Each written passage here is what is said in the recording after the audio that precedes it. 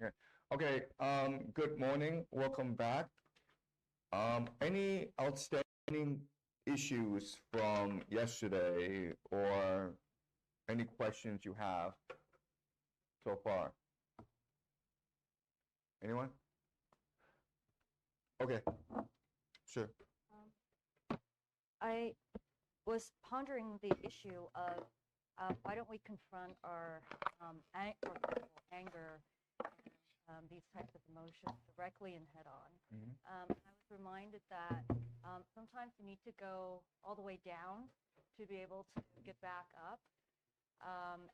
And to myself at least, and this is strictly personal, I think part of going to Inferno is also to see kind of the full length and consequence of all these emotions. Because just like the mirrored flame you talked about yesterday, sometimes when you have a negative emotional reaction to something, it's because there's something in you that reacts to that.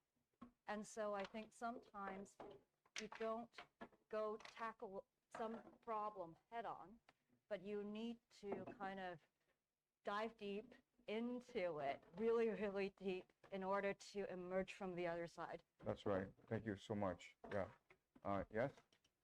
So the whole journey into helping like these beings, like, is it reasonable to assume that Dante, the writer, was inspired by the being of Orpheus descending to hell to fetch his lover? Because like just extremely simple. Yeah, exactly. Yes, thank you. Yes, exactly. So Dante is trying to create a renaissance, right?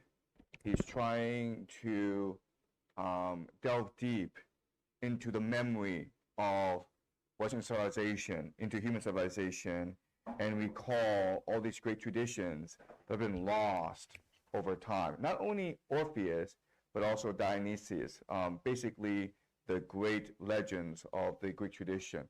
And again, most of these things are lost, but even though the memory has been lost, the feeling is still there, right? So he's trying to conjure up this nostalgia. Exactly. Yes, Orpheus is very important for Dante. Okay. Any more comments? Okay. So with regards to yesterday, I want to make two clarifications. So yesterday I was asked a question. I said that Mary's child, if she had a child before Jesus, and if this child were to die as an infant, then this child would be next to God. And I want to explain my logic here because what Dante is trying to convey, and this is a really important thing you must understand about Dante, is he's saying that God's justice is perfect, meaning that with enough love and with enough imagination, you can reason out the logic of everything that God does, and it'll be convincing and understandable to everyone around you, okay? And so the logic is this. Mary is the queen of heaven, and she's the queen of heaven because she is the best of us, okay? She is the person who is able to give birth to a God, Jesus. And she is so perfect, we have to assume that her mother is perfect as well, or her mother is also very virtuous. And that's why Anna, the mother, is also in heaven and in the highest sphere next to God.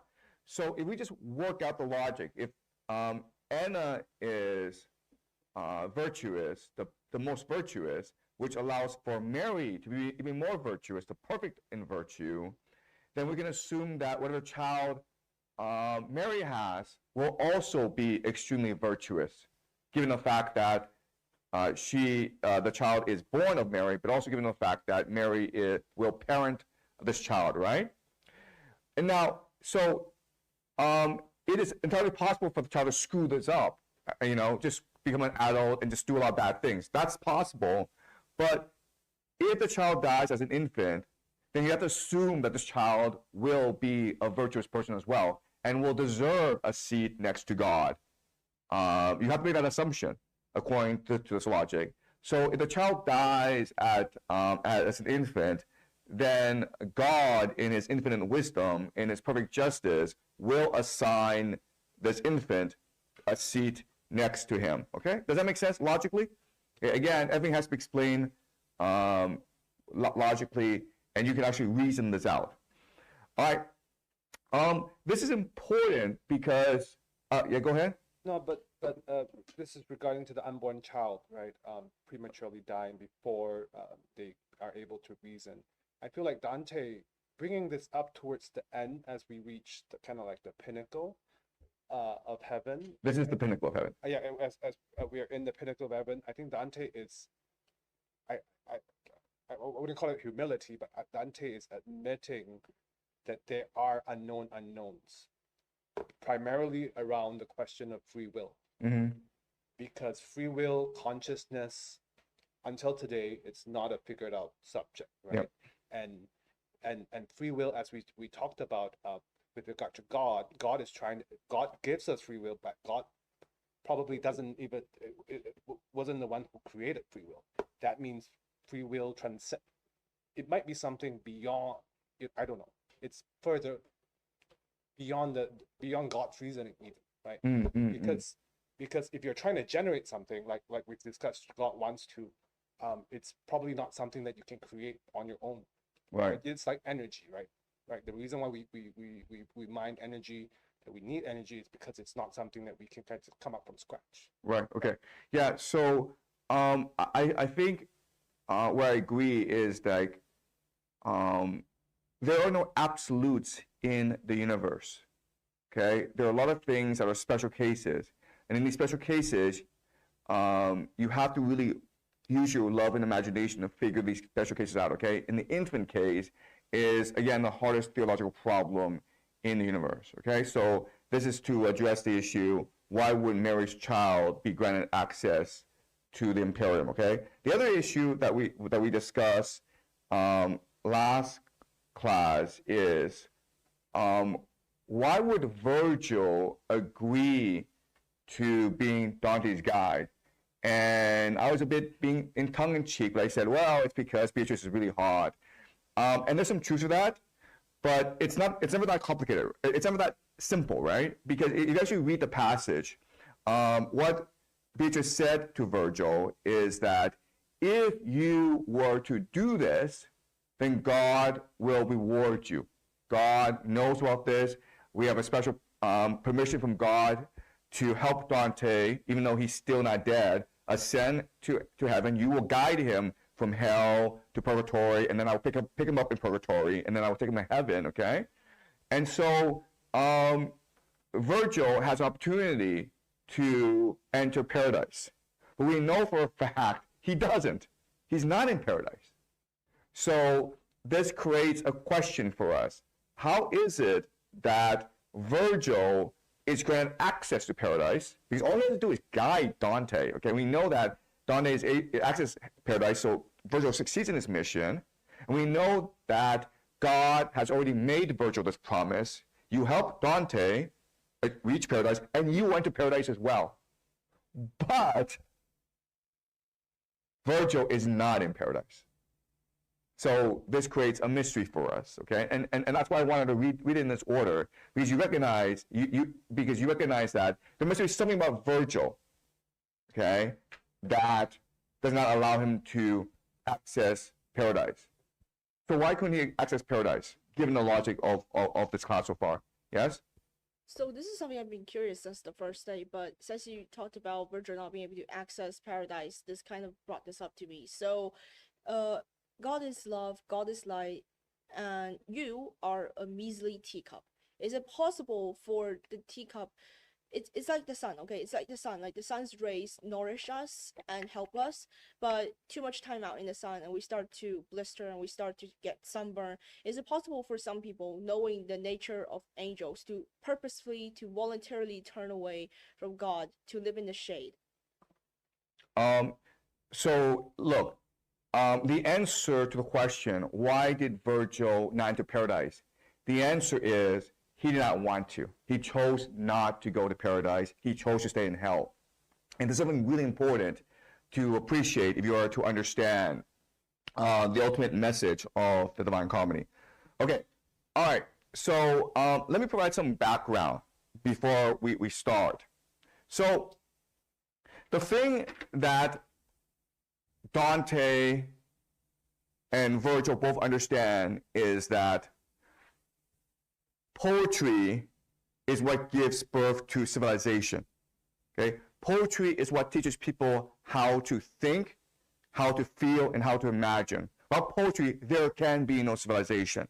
And the classic example of this is Homer. So Homer, which we will not read, and by the way, this is something really important for you guys to appreciate. Dante did not read Homer. He didn't have access to the Iliad and the Odyssey because in this world they spoke Latin and Homer is written in Greek, okay? So he couldn't actually read Homer and it was very hard to access a Homer manuscript at this time. But Homer wrote the Iliad and the Odyssey. And this will give rise to probably the greatest civilization in human history, the Greek civilization, okay? Athens. In classical Athens, from about 450 to 350 BCE, will basically create the framework for Western civilization. This is a time of Socrates, Plato, Aristotle, Thucydides, Herodotus, basically everyone, okay? And a lot of things that were taught back then, we still teach. If you go to if you go back to biology class back at this time, it would not be that different from biology class today. Okay, it's pretty amazing to think about. What then will happen is that Alexander the Great will then conquer the world. Okay, basically Persia, which was most of the world at this time, and he will take Greek civilization as far as India. Now, Alexander the Great is interesting because he's really the first great world conqueror in history. And there's a lot of debate as to how Alexander was able to accomplish this. But the main reason is, and I know this is hard for you guys to appreciate, but no one before him wanted to do this. Okay? Let's think about this logically. Before, war was about extortion, right? Either you give me land, or you give me money, or you give me, hostages, or I will come and invade you. So it's basically an extortion racket. So when Alexander was threatening Persia, basically the Persians said to him, we'll give you half the empire, okay? Like half the empire, which is a lot of land. We'll give you like $1 trillion, but don't invade us. And usually this was enough to buy peace, right? But Alexander was like, I don't want your money. I don't want your land. I don't even want your throne. I want glory. And again, before, nobody who was king, nobody had an army, would think like this. Because you have an army to feed. They want women, they want land, they want riches. And so you have to appease your army, right? But Alexander's like, no, all I want is glory. I want to be remembered forever as the world's greatest conqueror. So I don't want any of this. And so you're like, where did he get this idea? And the answer is the Iliad, Homer, Achilles, right? If you read the Iliad, Achilles is very clear. He's like, I am in the beach of Troy. I know I will die here in a couple of years. I know that because I was given this prophecy. I don't care because I was told that by coming to Troy, I will be remembered as the greatest warrior in human history. Okay, that's what I want. I want the glory. And so that's why Alexander did what he did. And he was able to bring Greek civilization as far as India. Okay? And so what is the basis of Greek civilization? To understand Greek civilization, you need to understand two ideas. Okay, these two ideas are the basis of Greek civilization. They are arete and eudaimonia. Arete means excellence. Okay? And the idea of arete is what matters is to stand out from the crowd. What matters is to demonstrate your excellence to the world. And you can do that by two ways. you can do that one on the battlefield by being a great hero, in which people will celebrate you and sing songs about you, like Achilles, right? Being a great warrior on the battlefield. But another way of doing it is to be a great speech maker, to stand in front of your peers, your colleagues, and give a speech that rouses them to action, that convinces them to do good, that sways them to your opinion, okay? So these are two main ways in which you do that, either through speech making or through war fighting. Okay, war fighting, the exemplar is Achilles. Speech making, the exemplar is Odysseus. Okay, so these are the two main ideas undergirding Greek civilization. And Greek civilization, because of these two ideas, is able to become the greatest civilization in history because everyone's trying to be the best. Everyone's trying to be, to transform the world, okay? Just as what Dante told us, right? To live a life of faith, hope, and love. Well, at this time, they were trying to live a life of arete and eudaimonia. Basically the same thing. And this is what made Greek civilization so compelling, and which allowed Greek civilization to spread around the world. Then what happened, of course, is the rise of Rome. And the Romans were different. The Romans became the greatest empire in the world because they focused only on war. All they cared about was defeating their enemies. They were able to do that because of their focus on the idea of piety. Loyalty, obedience to the fathers, to the senators, to the history of Rome, and to the gods. Okay? So this is a very different conception of the world. But the problem, of course, is that once the Romans encountered Greek civilization, they're like, wow, Greek civilization is so much more sophisticated, so much more cultured than our civilization. And they knew that because of homework, because they learned Greek, they read the Iliad, they read the Odyssey, and they were like, this is what civilization should be about. This is beautiful. Okay? They memorized the Iliad and the Odyssey as part of their education, and it became to act out Greek civilization.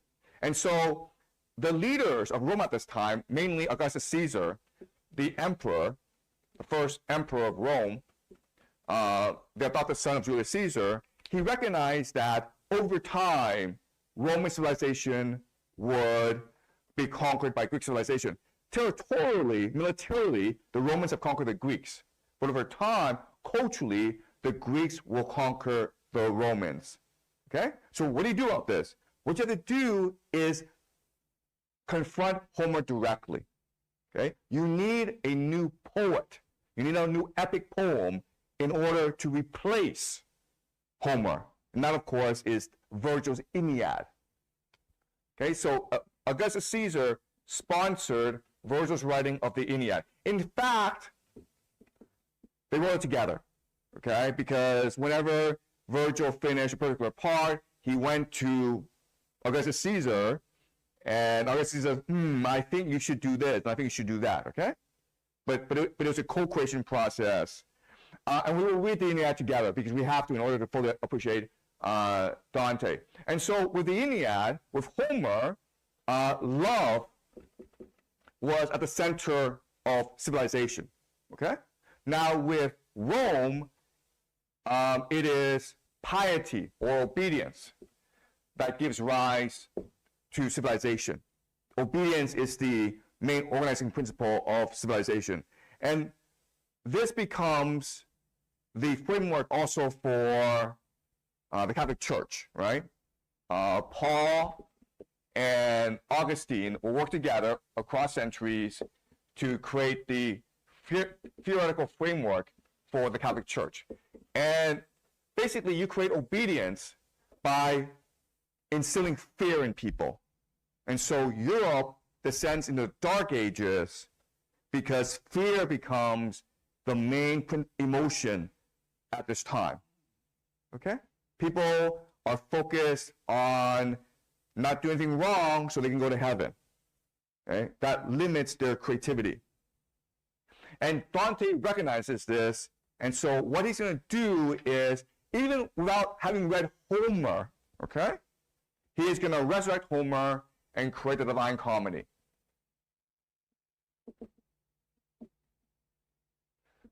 Okay.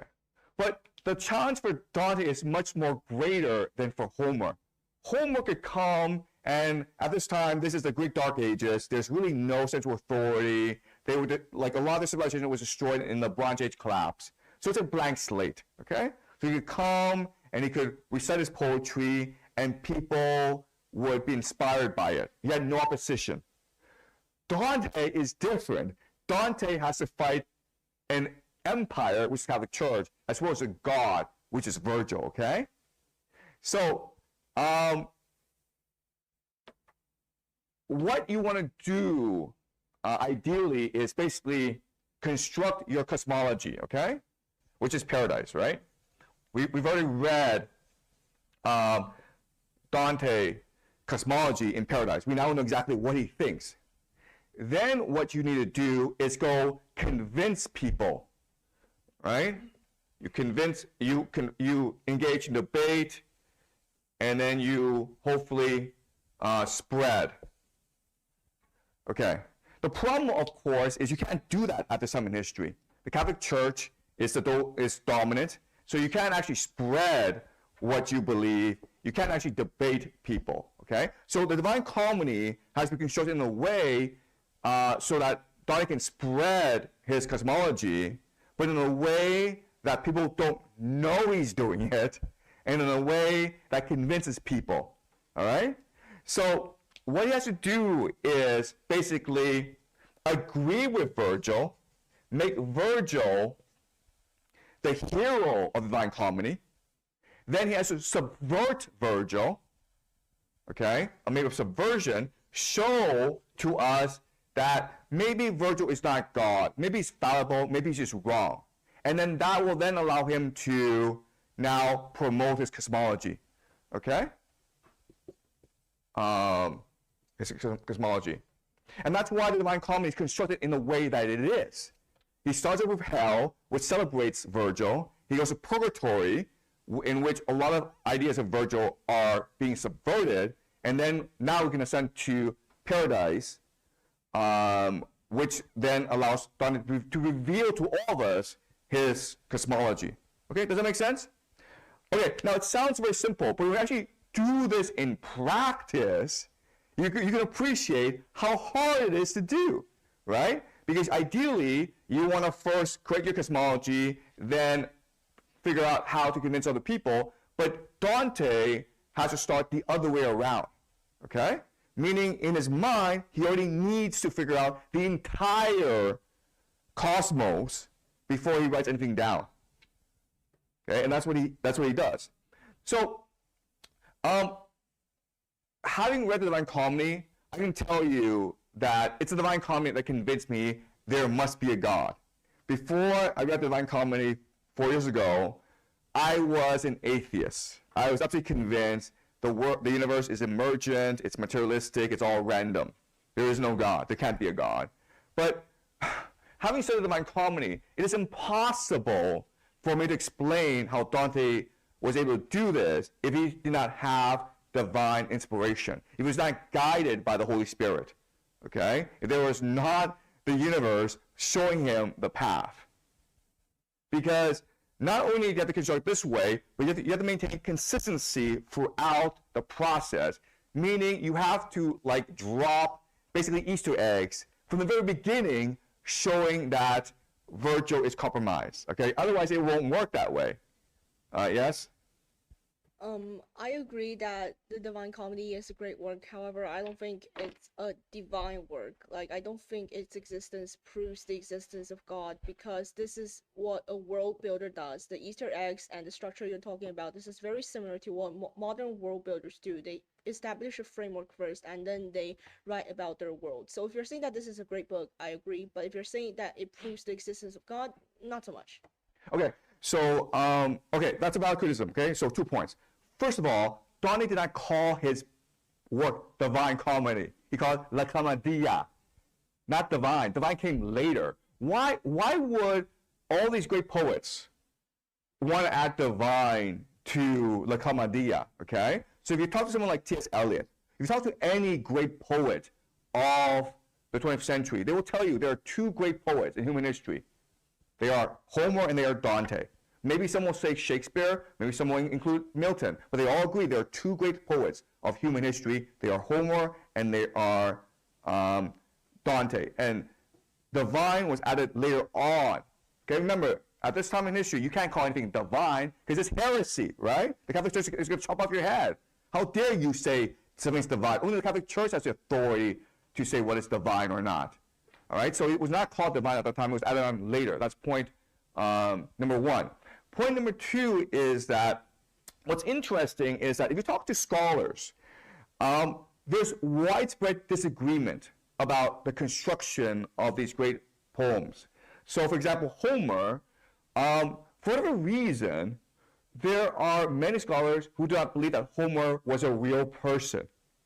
They thought that Homer was a collection of individuals. Very much like the movie-making process where you might have a director, but you also have a cinematographer, you have an editor, you have a collection of individuals, okay? Some even argue that the Iliad and the Odyssey were not written by the same person. Emily Wilson, who translated both the Iliad and the Odyssey, if you go to Yale today, Directed Studies, the translation they actually read of Homer is translated by Emily Wilson. But I read her preface to the Odyssey. When I teach the Odyssey, I actually use Emily Wilson. And she said that, well, I personally think that Homer was not a one person. It was a committee. It was very much a collective process. And I mean, I'm so surprised by this because if you look at any great work of art, it's always an individual genius at work, okay? There's never an example of a great painting or a great piece of music or a great piece of literature where it's a collective effort, where two individuals are working together. It only leads to chaos, okay? Let me finish, please, okay? The Bible. The Bible is a great work of religion. But if you read the Bible, okay, you will know that it's complete under chaos. There are certain parts of the Bible, for example, Genesis, which is great literature, and we all agree that a lot of the Bible was written by a person called the Yahwehist, J. Okay? If you just go, spend some time and look at the scholarship on the Bible, okay, they all tell you the Genesis was written by at least 4 people, all right? And the story of Adam and Eve was written by one person, only one person, who is the Yahwehist. And if you read Harold Bloom, the book of Jay, he makes the argument that that Jay was a poet.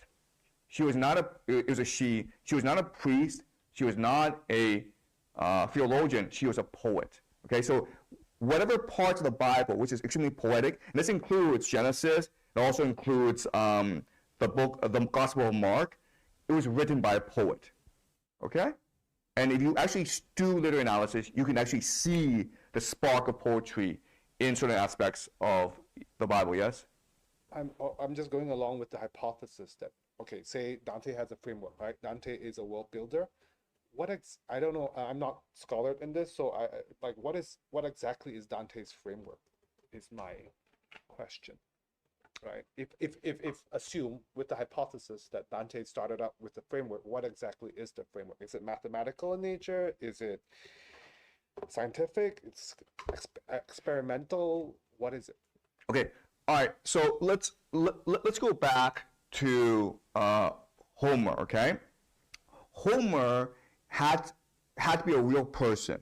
And the reason why is, if you actually read the Iliad and the Odyssey, and I suggest you do because they're both tremendously beautiful works of literature, the people inside it are real people, okay? They are real people, and you could feel as though you could meet them in real life and have a conversation with Achilles, and have a conversation with Odysseus, and everyone else in it. And the same thing with the Divine Comedy, where you can actually meet Beatrice, and she's a consistent, real person. You can meet Dante, you can meet Virgil, and they're all consistent people with real psychology, okay?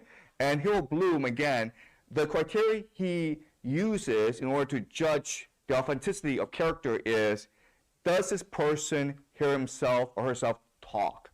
Meaning, is this person capable of self-reflection? Okay? An example of this is where Virgil is telling Dante, so Beatrice promised me access to heaven if I help you. And then he hears himself and says, wait a minute, but that seems like I'm selfish. That makes me seem very egotistical. So then he changes and says, oh, but I didn't care because I was so enraptured by her beauty that I agreed anyway. Okay? So that's what happens when a character can hear himself talk, right? Line by line, I say this, but oops, I see the effect on that person, so I'm going to make changes to it. And if you read Homer and Dante, that happens with characters all the time. When during the speech process, the person also disassociating and analyzing his or her own speech, okay? And that's what makes it authentic. And that's why it had to be written by one person only, because only an individual is capable of doing that. Okay, does that make sense? All right, okay, so let us continue. We're now Canto 3, okay? And again, the reason why I want to read Paradise first is I want to show you that this world is complete. These are real people, and even in Inferno, we can see foreshadowings of paradise. We can already see how Dante is subverting Virgil as an authority, and he has to subvert Virgil in order to promote his ideas. Okay? Through me, the way into the suffering city. Through me, the way to the eternal pain. Through me, the way that runs among the lost. Justice urged on my high artificer.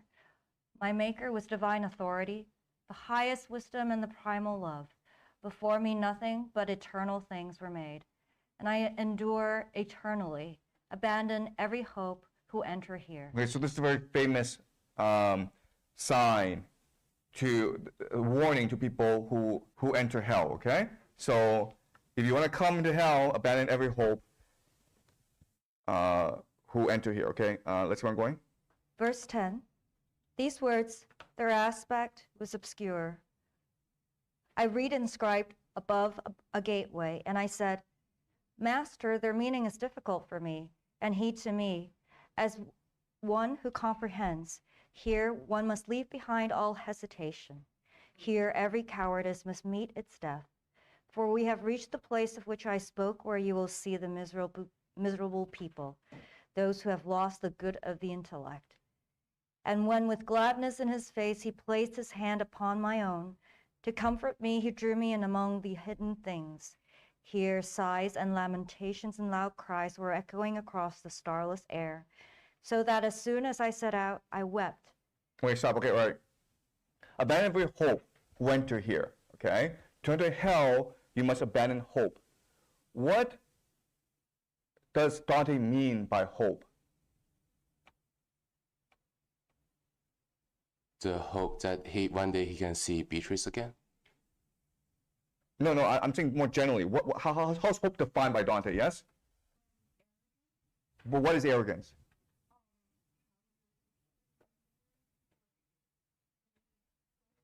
The ego, yes, okay?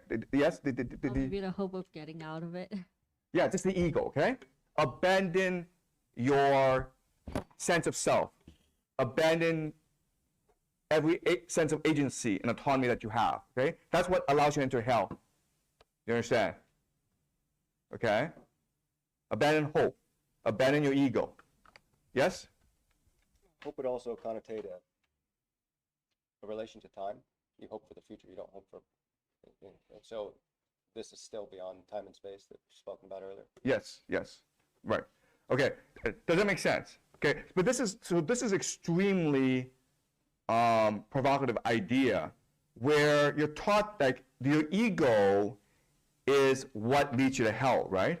Your lust, your desire, that's what leads you to hell. But we know from Paradise that Dante defines hope as arrogance. So abandon your arrogance, those who enter here, right? abandon your belief that you by yourself can escape hell, can redeem yourself from hell, then you can be here. Okay? Does that make sense? Yes? I wonder who wrote these words. Was it like Virgil the writer, or was it was it Dante the writer, or was it Virgil, or was it like a classical inscription written by like Homer or Virgil?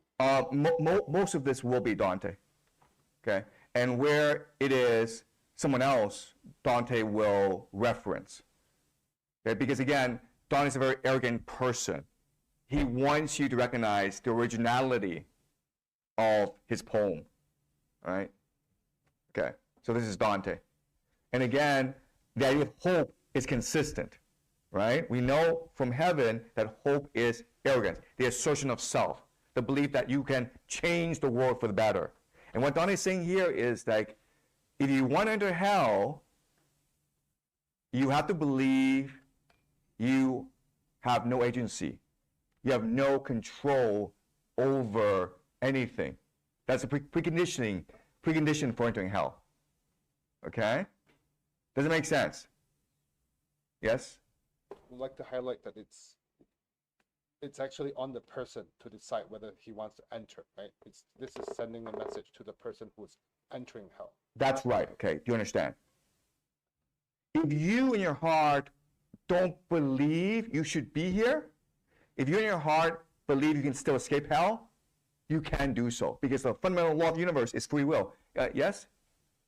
Yeah, I'm a little bit confused because in the hell, just like you said, Dante just gave up, right? His hope, but there's still somebody who just still in the hell, just like Caesar or some kind of emperor. Even the Godfather. Do you think that they were all just give up their hope? No. Well, look, I'm not trying to make a theological argument. Okay, I'm just trying to say what Dante's idea is. For Dante, everyone in hell is there because he or she chooses to be there. He chooses to be there because he or she has given up his or her free will. Does it make sense? Okay? It's a choice you make. Whether it be in heaven or hell, it's a choice you make. Okay, let's keep on going.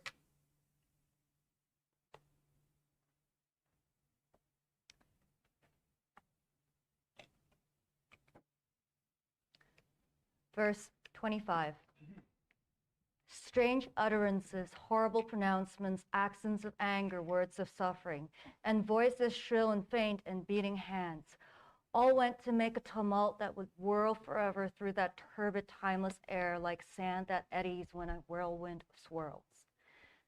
And I, my head oppressed by horror, said, Master, what is it that I hear? Who are those people so defeated by their pain? And he to me, okay, so defeated by their pain. Okay? The construction of the words signifies these people have given up. You understand? Defeated by their pain. These are defeated people, right? And this goes against what we understand about people in hell, who are people who just do tremendous evil. Okay, does that make sense? There's a clear difference. Okay, let's keep on going. verse 34. And he to me, this miserable way is taken by the sorry souls of those who lived without disgrace and without praise. They now commingle with the coward angels, the company of those who were not rebels nor faithful to their God, but stood apart. The heavens, that their beauty not be lessened, have cast them out, nor will deep hell receive them. Even the wicked cannot glory in them. And I, what is it, Master, that oppresses these souls, compelling them to wail so loud? He answered, I shall tell you in few words. Those who are here can place no hope in death, and their blind life is so abject that they are envious of every other fate. The world will let no fame of theirs endure. Both justice and compassion must disdain them. Let us not talk of them, but look and pass.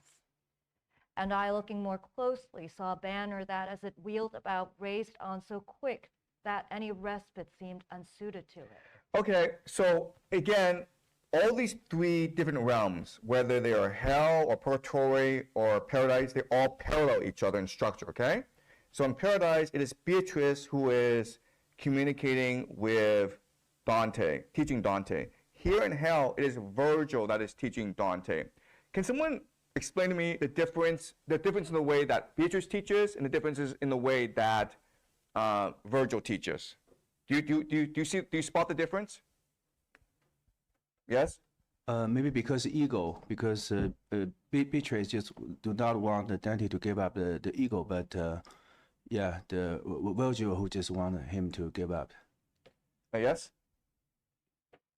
It seems that Beatrice inspired more imagination from Dante, whereas Virgil just answers his questions very directly.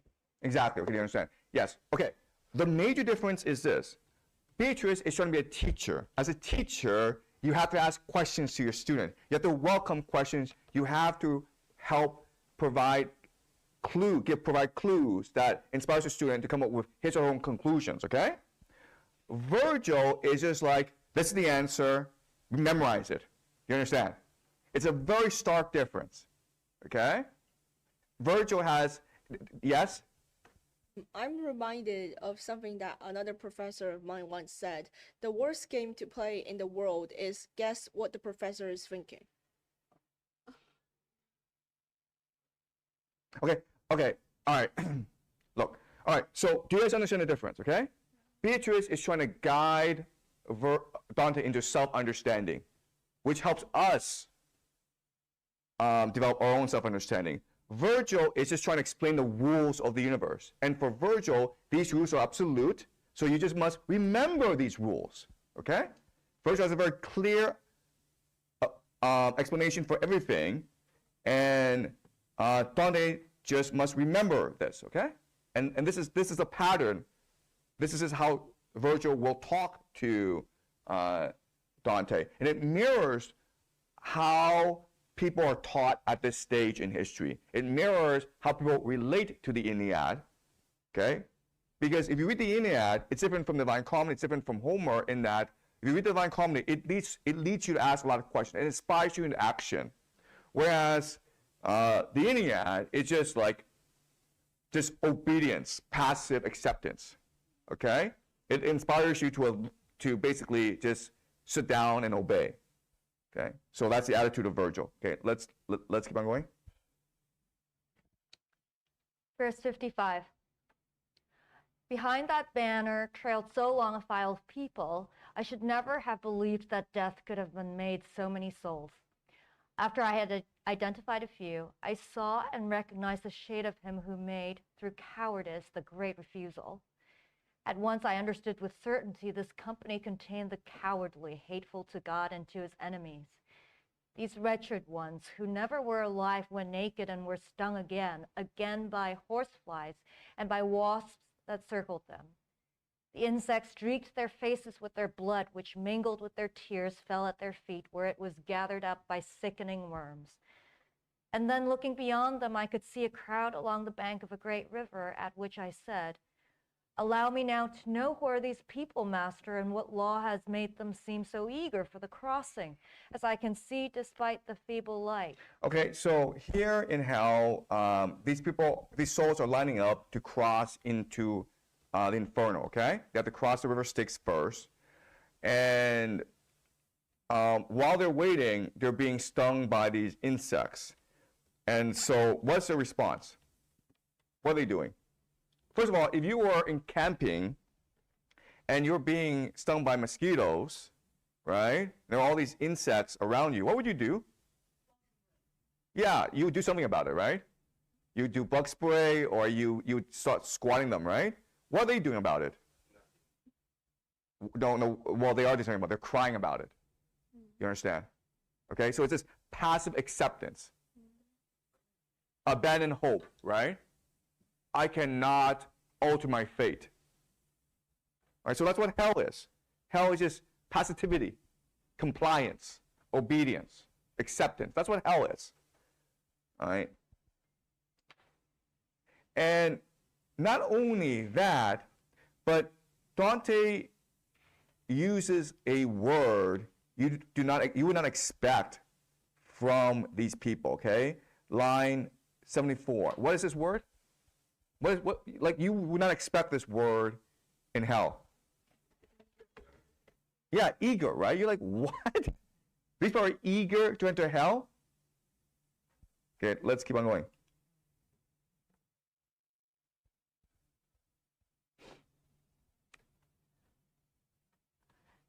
Verse 76.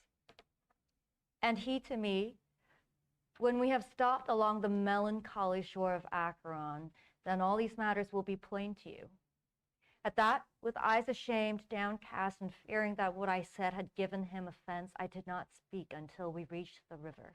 So how is the relationship between Virgil and Dante different from the relationship between Beatrice and Dante?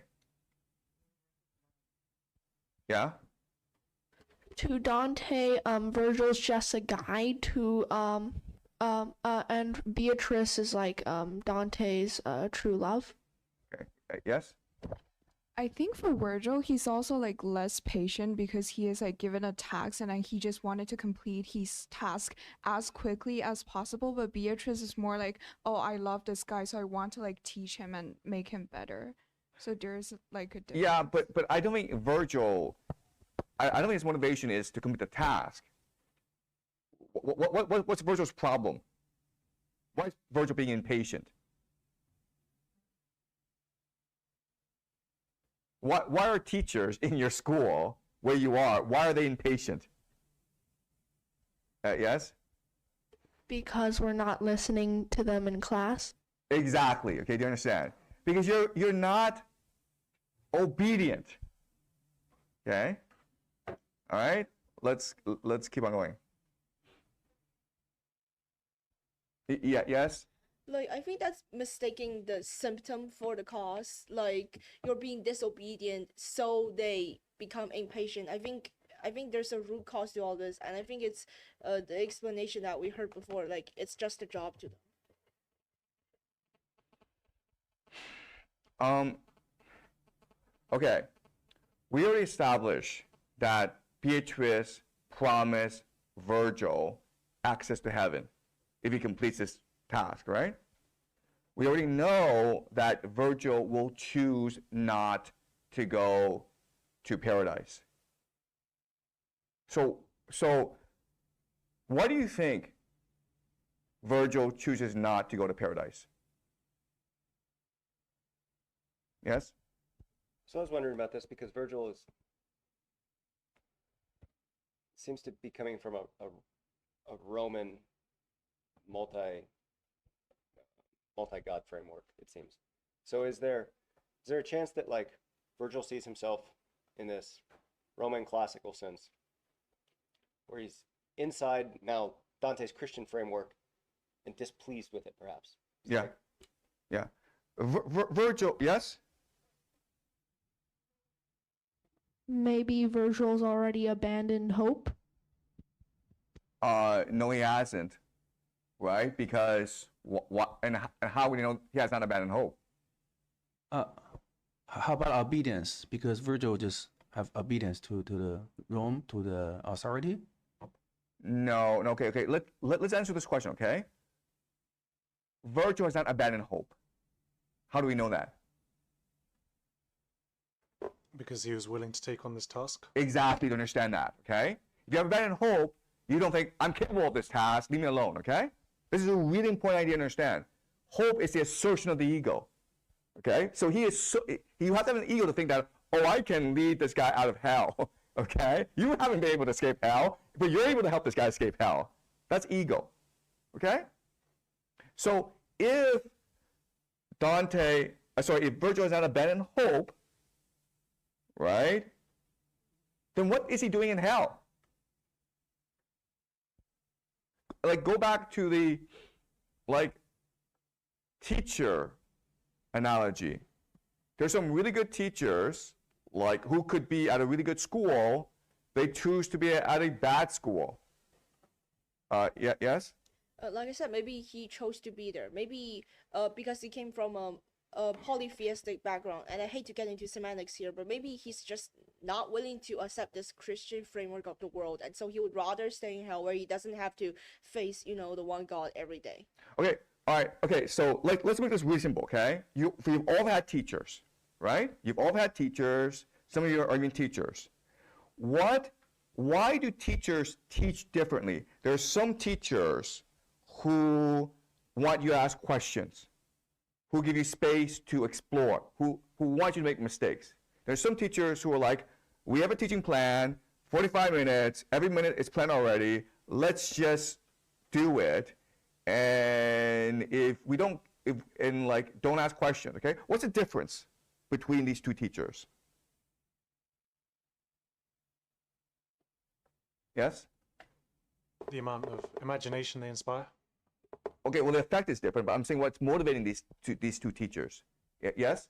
I think one they genuinely care about their student, and one like really doesn't.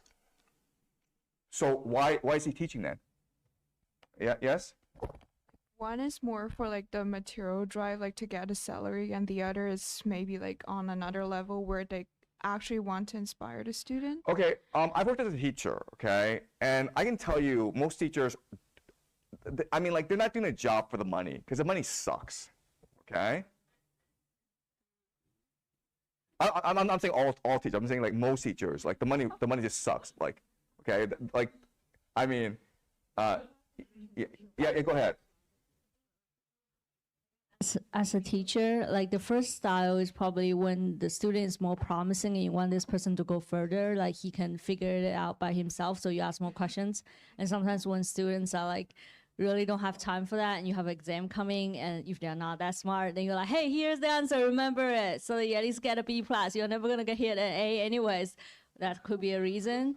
But the second one could also be more authoritarian, like this is the truth, swallow it, just like God gives to Ezekiel, like, don't make it wrong, just do, this is the answer, memorize it. Go ahead.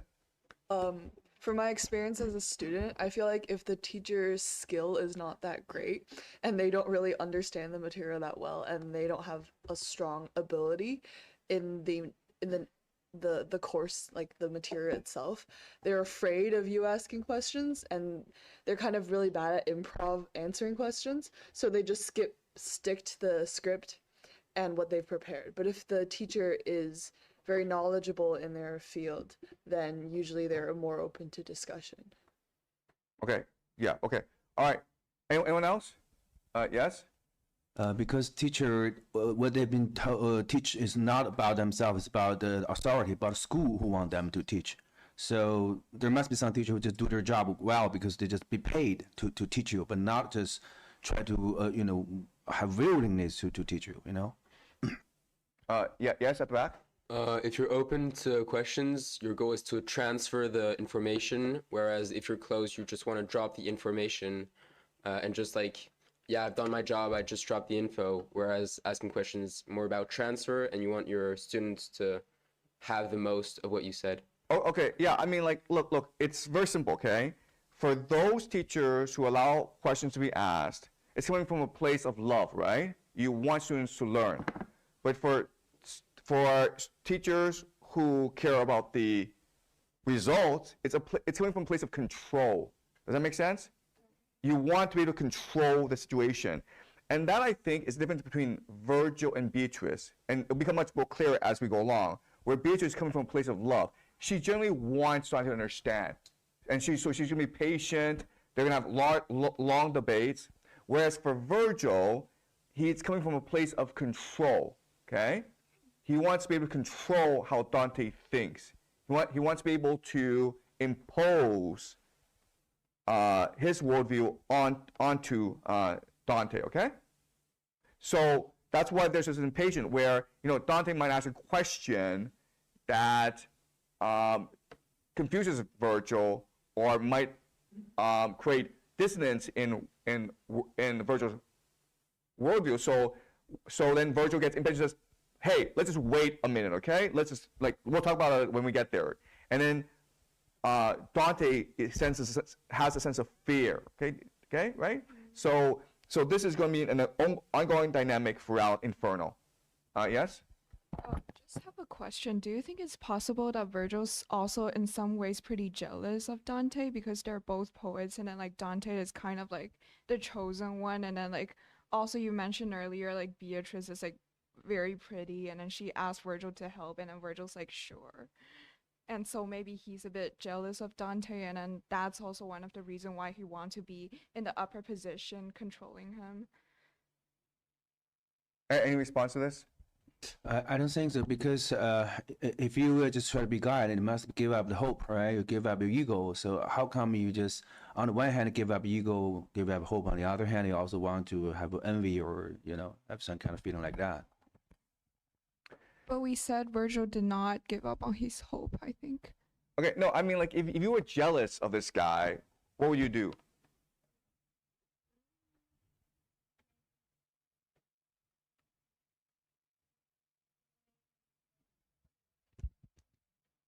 Push him in the water. Yeah, I would think Virgil would just say no, right? I'm not gonna help this guy, and also, like, you need to understand, it's really hard for you to appreciate, but at this time in history, Virgil is literally God. Every child is forced to memorize Virgil in school. No one who knows who Dante is. Okay, no one knows who he is. No one cares who he is. And Dante told Virgil already, "Wow, you're my hero. You're my god. I've been reading you since I was young. I'm a poet because I aspire to be like you." Okay, so they can't possibly, Virgil can't possibly be like, "Oh my God, he's better than I am." It's beyond his imagination. Okay. All right, let's keep on going. Verse 82. And here, advancing toward us in a boat, an aged man, his hair was white with years, was shouting, "Woe to you, corrupted souls! Forget your hope of ever seeing heaven. I come to lead you to the other shore, to the eternal dark, to fire and frost. And you approaching there, you living soul, keep well away from these. They are the dead." And when he saw I made no move to go, he said, "Another way, another harbor's not here, will bring you passage to your shore. A lighter craft will have to carry you." Okay, so like hell is like literally the worst school in the world. It's like literally the worst school in the world. It's very materialistic. There are lots of rules, and the students are treated like crap. And the students have given up all hope. And the riverman, the ferryman, who's supposed to take the souls across the river Styx in order to enter hell, he sees Dante and says, "Wait a minute here, Dante. You're not dead. You have a body. So, like, don't get on my boat, because the rule is very simple. Only souls are allowed to get on my boat. Go somewhere else." Okay? Keep on going. Verse 94. My guide then, "Charon, don't torment yourself. Our passage has been willed above, where one can do what he has willed and ask no more." Now silence fell upon the woolly cheeks of Charon, pilot of the livid marsh, whose eyes were ringed about with wheels of flame. But all those spirits, naked and exhausted, had lost their color, and they gnashed their teeth as soon as they heard Charon's cruel words. They execrated God and their own parents and humankind, and then the place and time of their conception seed and of their birth. Then they foregathered, huddled in one throng, weeping aloud along that wretched shore, which waits for all who have no fear of God. Okay, all right. So Charon is like, "Dante, you're not dead. Get out of my boat." And Virgil's like, "We have the support of God. And God commands Dante to get on his boat." And Charon's like, "Oh, crap." Okay, but he agrees. Why is this a paradox? Why does this make no sense? Because I feel like Charon is a mythical figure in Greek mythology, so like if he's present, then this underworld is like the Greek underworld. So he's not supposed to be afraid of the Christian God. Yeah, that's exactly right. Like, who cares? Like, this is the underworld, right? God has no authority here. So what does he obey? The paradox is this, right? Why is Chiron a Greek mythical character? Why is he obeying the Christian God? It's a paradox. He obeys. And he is afraid, okay? So he fears God. So, but he's not supposed to fear God. What's going on here? Yes? Who's Charon again? Chiron in Greek mythology is the ferryman who takes you across the river Styx into hell, okay? So why is he obeying? Yes? So at the end of City of God, Augustine deals with this concept of hell and of evil. And he says that hell is not evil because hell was created by God. And hell is a place of justice. And we have this concept of hell as like Satan's the ruler of hell, but God is the ruler of hell because God created hell. And so I guess that's why he would be afraid of it. It's because God is the ultimate authority. Yeah, but in Paradise we learn that there are certain spots where God's light doesn't shine. And one of these places is hell. So God doesn't really have much presence here in hell. Yes? Like, there's a difference between doesn't shine and doesn't shine at all, right? Like, there is still this infinitesimal, there's still this tiny presence of God in hell, and God created hell because otherwise he will not be God, right? Because this patch of hell does not belong to him. So this patch of hell must still be connected to him in some small way. Okay. Look. Let's not overthink things, okay? Like, there's a problem with, like, too much education. You tend to, like, overthink things. Dante is a Democrat. He wants people, he believes that anyone, regardless of education, is able to reason out certain things by himself, okay? So try not to be too sophisticated and just ask yourself what's going on here. The paradox is this. The paradox is that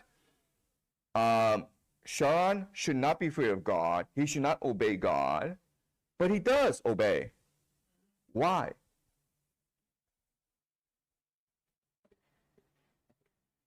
It's a riddle. Yes? Could it be that he's not actually like submitting to God but submitting to Virgil? Like, because it's Virgil's words, Virgil's command, so he Yes. agreed. Who's speaking? It's Virgil. Do you understand?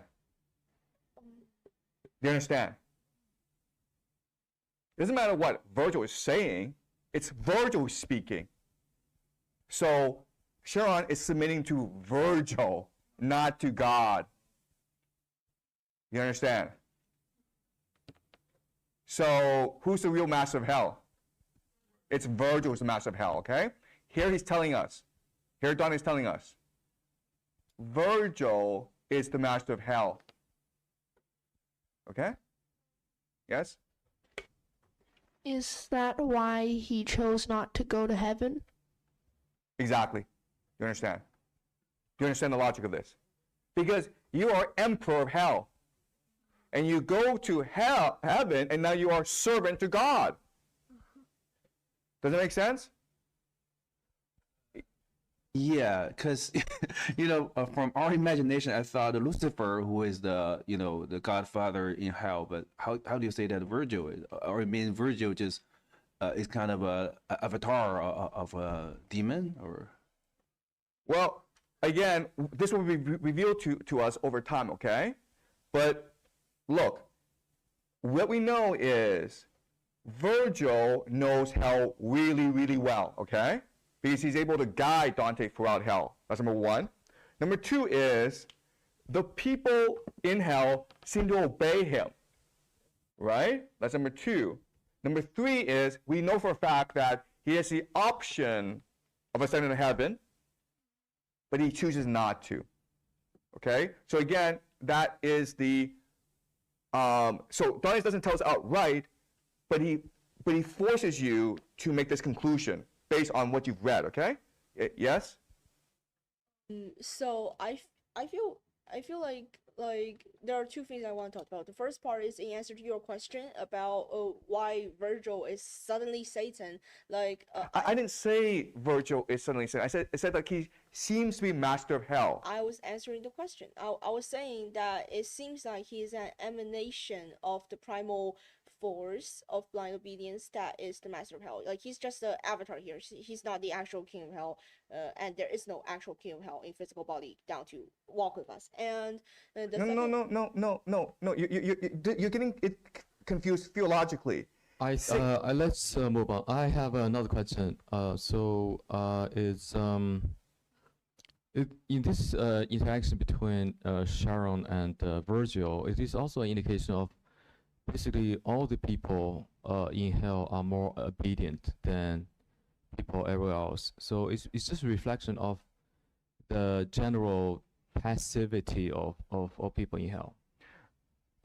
Okay, so we have to be very careful, okay? Satan is Satan not because he is the paragon of obedience. What is Satan really? What is his problem? Yes?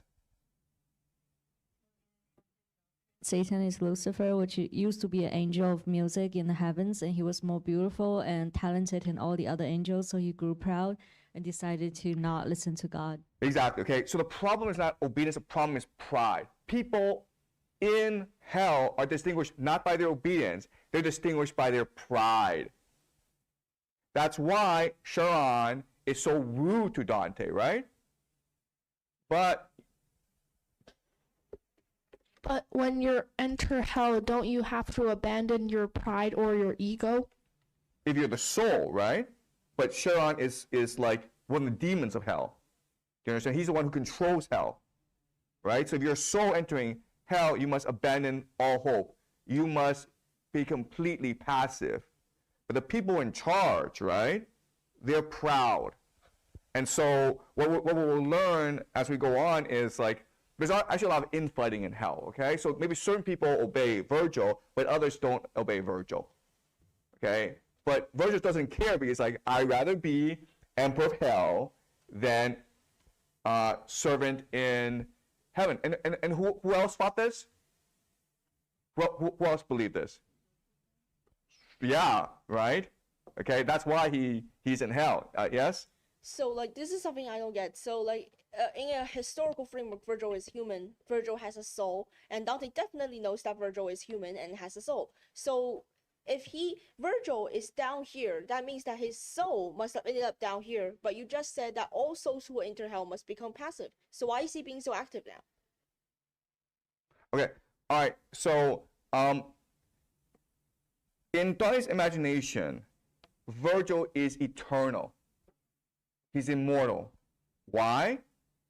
Because people read his poetry, right? So Virgil has become the poem, the Iliad itself. Virgil is just the expression of the poem, the Iliad, okay? Does it make sense? All right. Let's keep, we have a lot to do, okay? So let's keep focused. Let's just try to get as much on it as we can. Okay, let's go. Verse 109. The demon Charon, with his eyes like embers, by signaling to them, has all embarked. His oar strikes anyone who stretches out. As in the autumn, leaves detach themselves, first one and then the other, till the bough sees all its fallen garments on the ground. Similarly, the evil seed of Adam descended from the shoreline one by one, when signaled as a falcon called will come. So do they move across the darkened waters, even before they reach the farther shore, new ranks already gather on this bank. My son, the gracious master said to me, those who have died beneath the wrath of God, all these assemble here from every country, and they're eager for the river crossing because celestial justice spurs them on, so that their fear is turned into desire. No good soul ever takes its passage here, therefore, if Charon has complained of you, by now you can be sure what his words mean. Okay, so this is a really hard idea for us to appreciate, okay? For the people in hell, when they cross the river, their fear is turned into desire, okay? So maybe before they enter hell, they didn't really understand what hell is. They're afraid. They come to the river crossing and like they really want to enter hell, okay? So let's try to figure out what hell really is. And again, it's the inverse of heaven, okay? Right? How is hell the inverse of heaven? What's the difference in Dante's conception?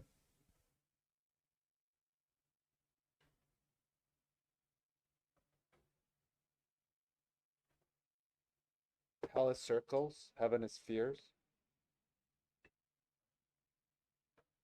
Yes. Hell. No, but I'm saying let's think about the governing principles of heaven. Let's think about the governing principles of hell. Yes?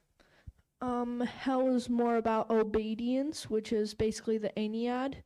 And then heaven's more of a reflection of the divine comedy, which is creativity and ego. Yeah. So the key is obedience, okay?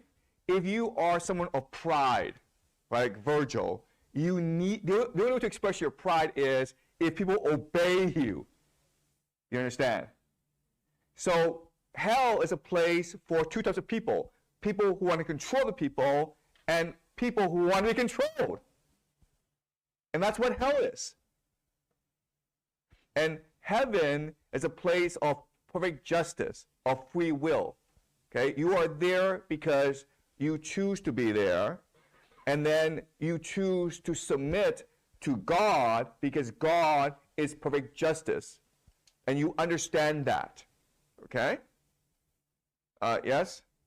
Again, this is something I'm confused about. So, you said that you chose to submit to God. So, how is you chose to submit to God and you chose to submit to Satan different in actuality?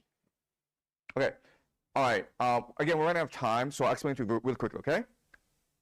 You choose God because you have perfect knowledge of the world, and you think that God is the best choice.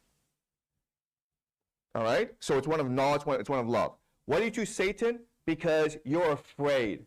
You don't know anything. You're afraid. You rather give up your free will than to engage in a process of knowledge, of inquiry, of learning that enables you to understand the cosmos. And that's why you choose Satan, because it's the easiest path for you to take.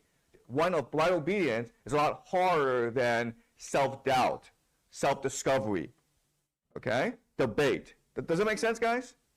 Okay? If you have perfect knowledge, you're going to choose God. I will choose to submit to God if you have perfect knowledge. But that requires a lifetime of learning, of debate, of yes? But how could you give away your free will to Satan? Like, if you can give away God's most precious gift to Satan, then Satan is just as powerful as God. Because it's free will, you can do whatever you want. Yeah, and you can give it away whenever you want. Yes, that's why it's called free will. Okay. All right, let's keep on going. Verse 130. And after this was said, the darkened plain quaked so tremendously, the memory of terror then bathed me in sweat again.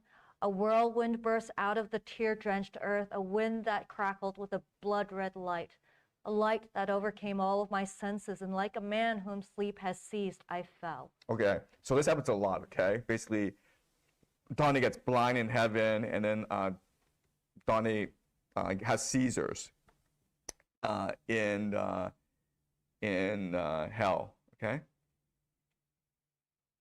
You know, this is the interesting question. Do you think Dante had epilepsy? That is a possibility, right? Because back then, if you have epilepsy, they really thought that you were seized by God. And you have these visions, right? Okay, so that is a question for us to think about. We'll never know, but yeah. Yes? He most likely has schizo because he kept hearing voices talking to him, yeah. Oh, okay, and you know that for a fact. Well, I know that he dreamt up an entire other personality, Beatrice, as an adult, mind you, not as a kid with an imaginary friend, so there's some kind of disorder here. Okay, well, clearly there's a disorder, but what it is, we'll never know, okay? All right, let's keep on going to Canto 4, please.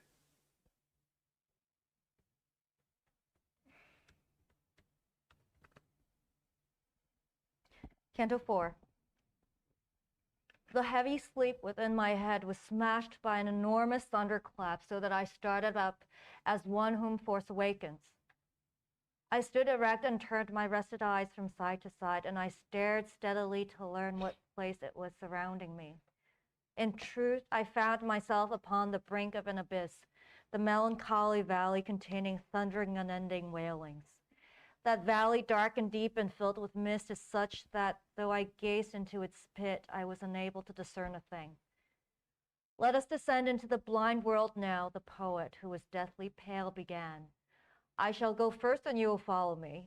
But I, who had seen the change in his complexion, said, how shall I go on if you're frightened, you who have always helped dispel my doubts?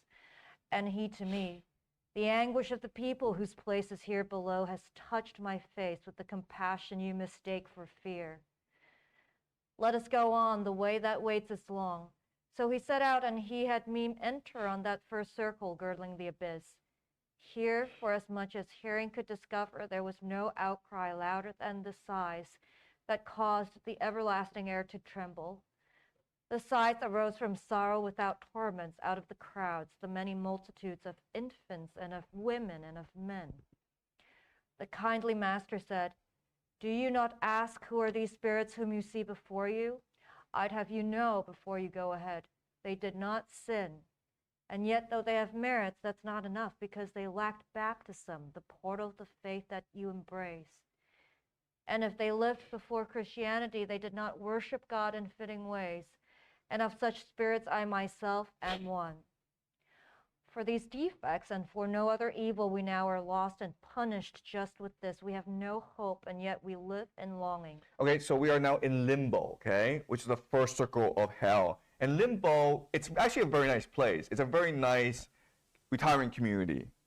But it's not heaven because why? Why are these people in limbo rather than in heaven? Yeah, they were not baptized as Christians, okay? So again, this is Virgil being absolute.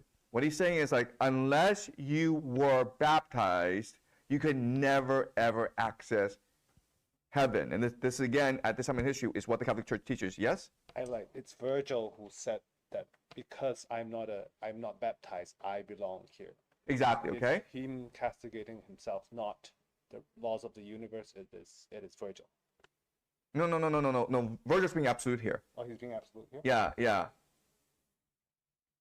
They have merits, but that's never enough. No matter how hard you work, no matter how good you are, no matter how virtuous you are, if you lack baptism, the best place you can hope for is limbo in hell, okay? Yes?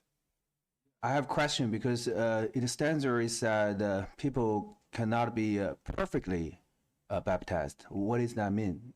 It means that only the baptized may be not enough. It must be baptized perfectly. So what's different? Wait.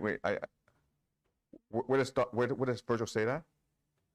The people should be. What line are you referring to? Perfectly baptized. What line are you referring to? 35. Where does it say perfect? Yesterday we saw that. No. Refer me to the line. Okay. I mean today. Which line? I can't remember exactly, but no. You guys, we're referring to Virgil. You have to tell me what the line is. Line 35 says what?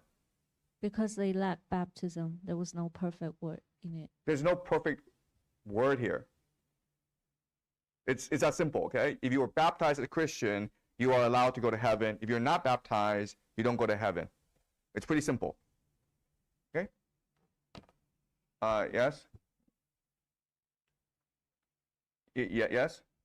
So if we just talked about the infants, right? And we figured out why they were in heaven despite maybe not being baptized. So are these all grown people down here? Are there infants in this bunch? There are infants.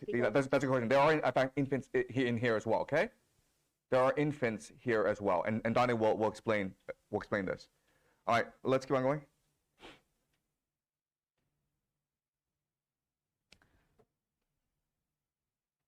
Line 43. Great sorrow seized my heart on hearing him. for I had seen some estimable men among the souls suspended in that limbo. Okay, so again, Dante doesn't understand this. How is it possible that in a just world where God is perfect justice, if you are not baptized, and you could be a great man, but you can't access heaven? Okay, keep on going. Verse 46, tell me, my master, tell me, Lord. I then began because I wanted to be certain of that belief which vanquishes all errors. Did any ever go by his own merit or others from this place toward blessedness? And he who understood my covert speech replied, I was new, entered on the state when I beheld a great lord enter here, the crown he wore a sign of victory. He carried off the shade of our first father, of his son Abel, and the shade of Noah, of Moses, the obedient legislator, of father Abraham, David the king, of Israel his father and his sons, and Rachel, she for whom he worked so long, and many others. He made them blessed, and I should have you know that before them there were no human souls that had been saved. Okay, so Dante asks, is there an exception to this? And then what Virgil says is, yes, there's only one instance, there's only one exception, and that's when Jesus came to hell for 3 days, and he took with him all the great souls of the Bible, including Adam, Moses, David, everyone, okay? They were not baptized because they were Israelites, they were Jews, but because they were so great, Jesus forgave them and took them to heaven with him. But that's the only time. That's it, okay? And like, again, we know this is not going to be true. Over time, as we read the Divine Comedy, we're going to find a lot of exceptions, actually. But here, because it's Virgil, and because we're just reading the Divine Comedy, we think this must be true, okay? So we are under the impression that everything he says is the absolute truth. Okay, keep on going. Verse 64. We did not stay our steps, although he spoke. We still continued onward through the wood, I say, where many spirits thronged. Our path had not gone far beyond the point where I had slept when I beheld a fire went out against a hemisphere of shadows. We still were at a little distance from it, but not so far I could not see in part that honorable men possessed that place. O you who honor art and science both, who are these souls whose dignity has kept their way of being separate from the rest? And he to me, the honor of their name, which echoes up above within your life, gains heaven's grace, and that advances them. Meanwhile, there was a voice that I could hear.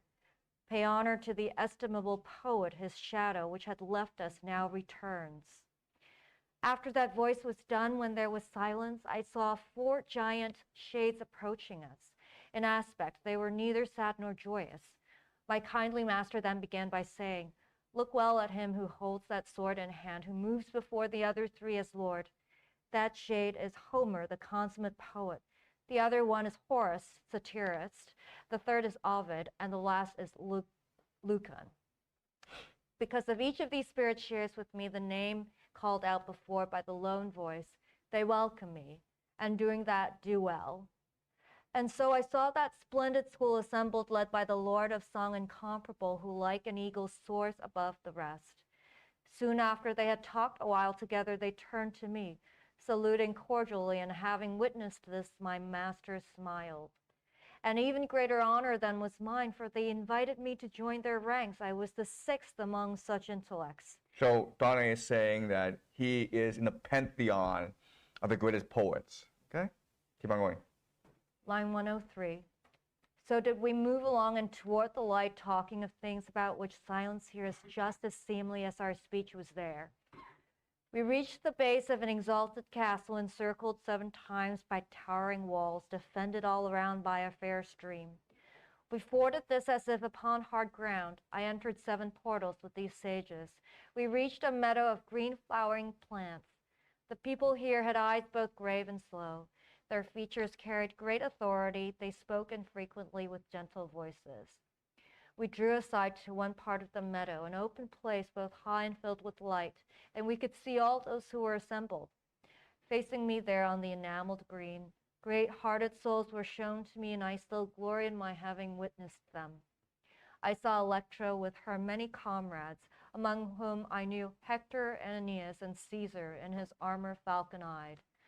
I saw Camilla and Penthesilea, and on the other side, saw King Latinus, who sat beside Lavinia, his daughter.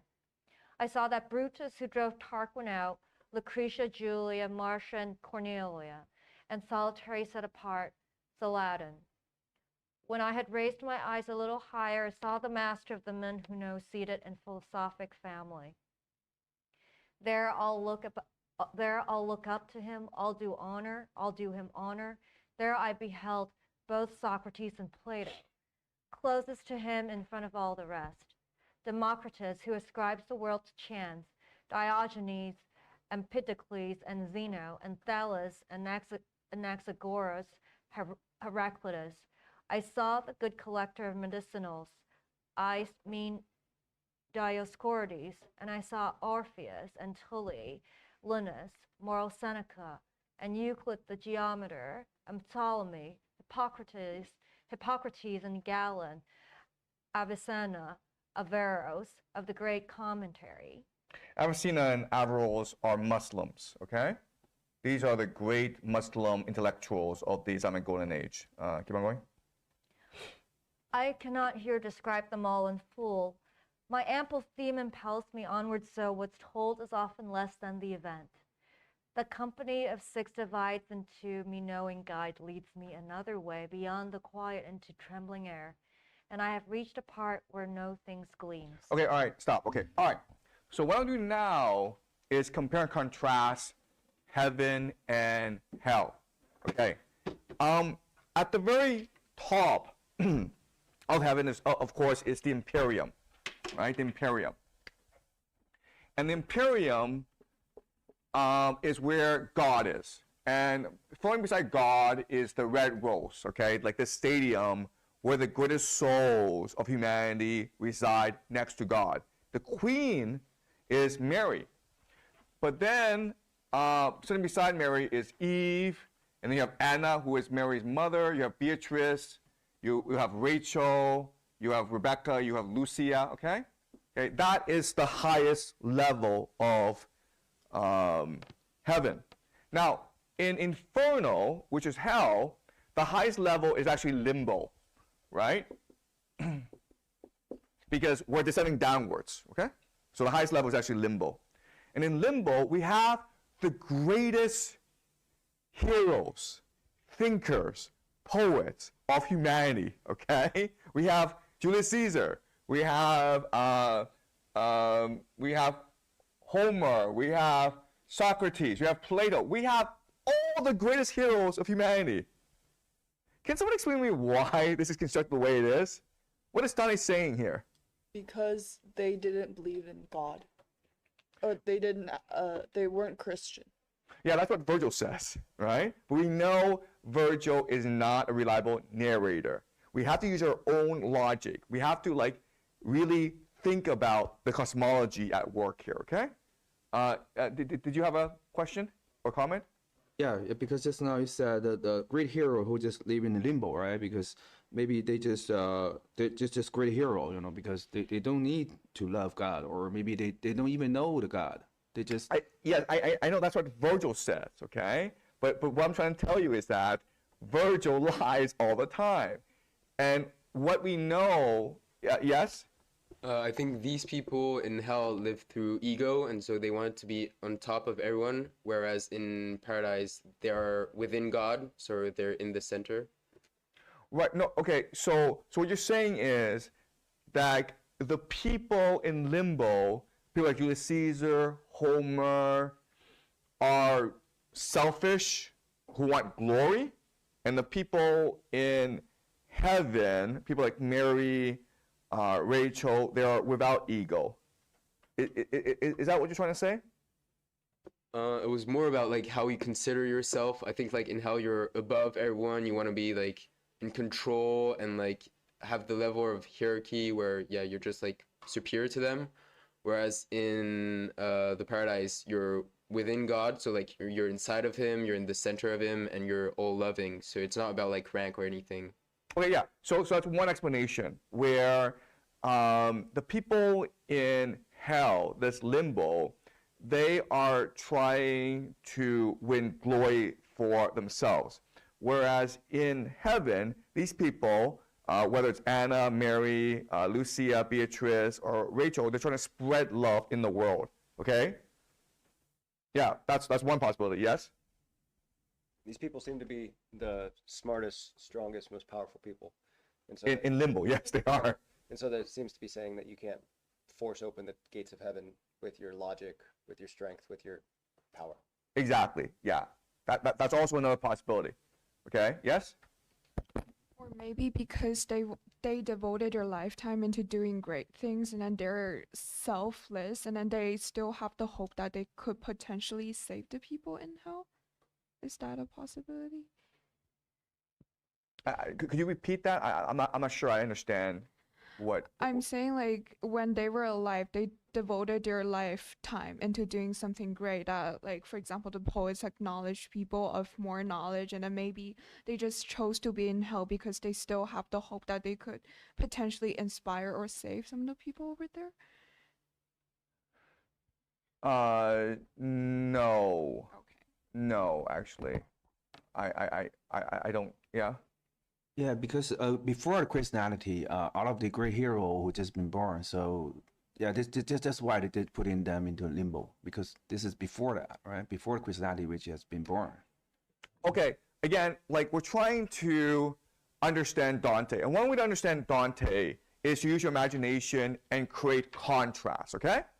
So, Dante puts Mary, Eve, Beatrice, Anna, Rachel, and Lucia at the very top, okay? They are the greatest heroes, yes? Paradise is all ladies or women, and then here it's mostly great men. And I think maybe some qualities that he sees in them that separates the sexes. So like the women are more submissive, they worship God, they are not willing to be the center. But these men, they lay down the foundation of intellectual world on earth. So they are the centralized either power, authority, or foundation. So they didn't want to center around God, like revolve around God. Well, okay. So I need to correct you, okay? These women are not submissive. Beatrice is not submissive. Rachel is not submissive.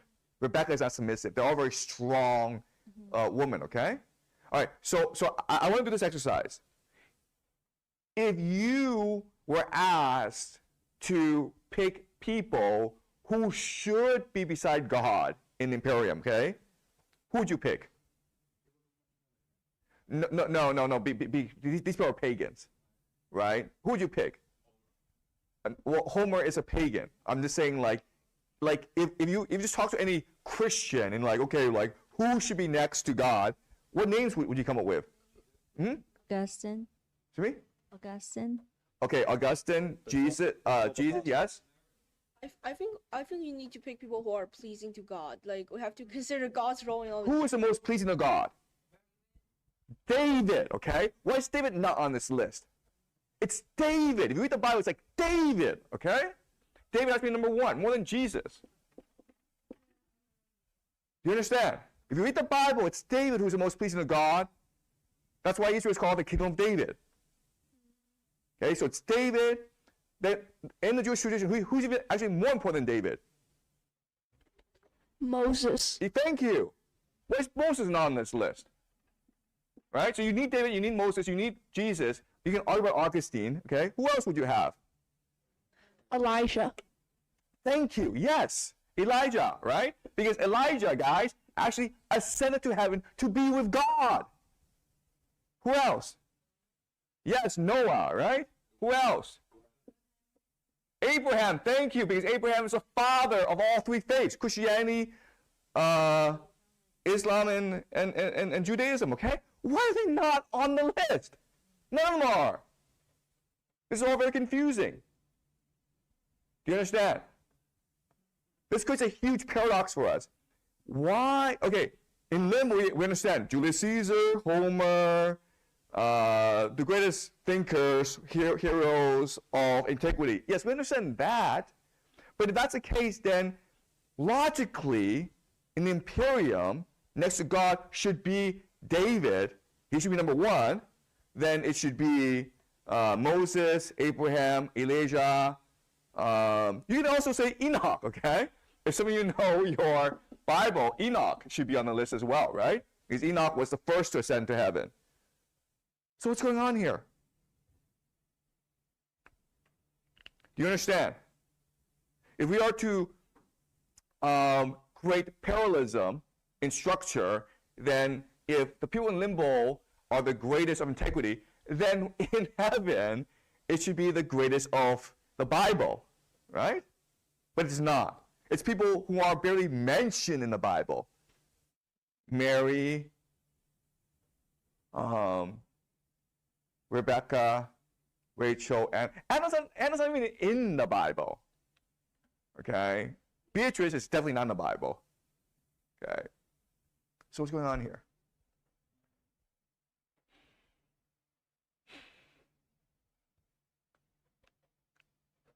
Anyone? I don't know. Maybe because they don't really love God. They just obedience to God. But it doesn't mean they love God. Oh, David loves God. Okay? David loves God.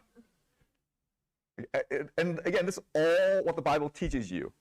Okay? If you're a Christian, then you know God loves David the most, and David loves God the most. Yes? Could it be like on earth they had a form of power, and power corrupts? Okay, that is true, but I mean, like Moses, Noah, Abraham, Elijah, we all know their stories, right? Yes?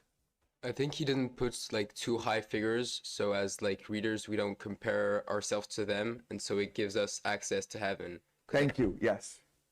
Do you understand? First and foremost, what makes Dante like the revolution is his democratic nature. Do you understand? Okay? Democratic and egalitarian. If you are to create a world of love, you need these two principles, democratic and egalitarian. Okay? The people in integrity, right? In limbo, Julius Caesar. Who among us can be Julius Caesar? None of us, okay? But who among us can be Beatrice or Anna or Rachel or Lucia? Well, any one of us. It's just our choice to make. The Julius Caesar, the things that allow him to be Julius Caesar are unique, right? Who can be a Homer? No one except Homer. Who can be a Dante? No one, okay? But we can all choose to be a good person. And if we choose to be a good person, we will impact the world, the people around us, and be next to God. Okay, do you understand? So, usually poetry is written to put you in awe, to make you fear, right? That's what the Iliad is about. But Divine Comedy is meant to inspire you to ascend to greater heights. Not just like the educated, it's like anyone. That's why Divine Comedy was written in Tuscan, Italian, not Latin, because Latin is a language of the elite. Tuscan is a language of anyone and everyone. Okay? Okay, does that make sense? Okay, so again, yes? I just can't understand why, if this book is meant to be democratic, why does it have so many references? Like, it's really hard to read if you don't know anything about the Bible or everyone he's talking about. Yeah, that's a great question. Okay, all right. So, first of all, I hate to say this, but people back here in the year 1300, they're probably more educated than we are today. Okay, it's hard for us to read, but back then, if you were educated, you had access to a very wide classical education, okay? I know this is not what you're taught in school. You're taught that, oh, back there, people are living in the dark ages, they had no books. That's not true, okay? You know it's not true because of Dante. If like back then you didn't have any access to this knowledge, how could he have written this, okay? So back then, most people didn't have access to education. Most people could only go to church, but for the elite, for people of a certain background, the middle class basically, you had access to much wider education than you have today, okay? That's point one. Point two is like the Divine Comedy is meant to be an infinite universe unto itself. It's meant for a place to explore for the rest of your life. So having these different references, it's almost incentivizing you to do research on your own. Okay, does that make sense? Right? Because like he doesn't want a situation where you just read it once, you're like, okay, I got it, thank you very much. No, he wants you to keep on going back and thinking about it, exploring it in order to fully appreciate it. Okay, and the way he does that is through beauty, right? I mean, it's like Leonardo da Vinci painting the Mona Lisa, right? It's not like you go like, oh, the Mona Lisa, all right. No, you want it in your house so you can look at it every day for the rest of your life because it's so beautiful, right? And the more you look at it, the more complexity, the more nuance, the more subtlety you see in the Mona Lisa. Does that make sense? Okay, so that's the intention, okay? All right, but yeah, I mean, like it's a very common misunderstanding. Like during the Dark Ages, they lost the Greeks, they lost antiquity, and so they had to bring it back from the Islamic world. That's not true. At this, like, and just think about this: how in any society, the elite are educated differently from the common people, right? This is true throughout history. The elite are going to have more access to education than the common people, mainly through tutors, right? Mainly through tutors. Okay. All right. Is that clear, guys? All right. Let's continue. Yes. Like, this is something I wonder about since you started reading all these names. So like, if Dante is operating in the spirit of Renaissance humanism, if he is bringing back the Greeks, even though you said that's not entirely true, but let's say that he is bringing back the Greeks, why is he condemning all of these Greek heroes, all of these ancient heroes to hell? They're not in hell, they're in limbo. Well, they are kind of in hell. You just said that limbo is a part of hell. Virgil already told us, right? They are there because they lack the Christian faith. Virgil said wasn't true. Right? And so you can choose in limbo to adopt the Christian faith. Do you understand? And when you read the Divine Comedy, you will find certain individuals who do that. Cato, but that's when we get to purgatory, okay? You will find that there's certain individuals who should be in limbo, but because of their own choice, they adopted the Christian faith, they ascended to purgatory, and even one, Ripheus, will ascend to heaven. Okay? All right, let's keep on going. Canto 5. Canto 5. So I descended from the first enclosure down to the second circle, that which girdles less space but grief more great, that goads to weeping. There dreadful Minos stands, gnashing his teeth, examining the sins of those who enter. He judges and assigns as his tail twines. I mean that when the spirit born to evil appears before him, it confesses all, and he, the connoisseur of sin, can tell the depth and hell appropriate to it. As many times as Minos wraps its tail round himself, that marks the sinner's level. Always there's a crowd that stands before him. Each soul in turn advances toward that judgment. They speak and hear, then they're cast below. Arresting his extraordinary task, Minos, as soon as he had seen me, said, "O you who reach this house of suffering, be careful how you enter, whom you trust. The gate is wide, but do not be deceived." Okay, this is like really interesting, right? So Minos, the monitor, what he's doing is he's assigning people to hell, okay? Minos sees Dante and Virgil, and he says, be careful who you enter, be careful who you trust, do not be deceived. What is he referring to?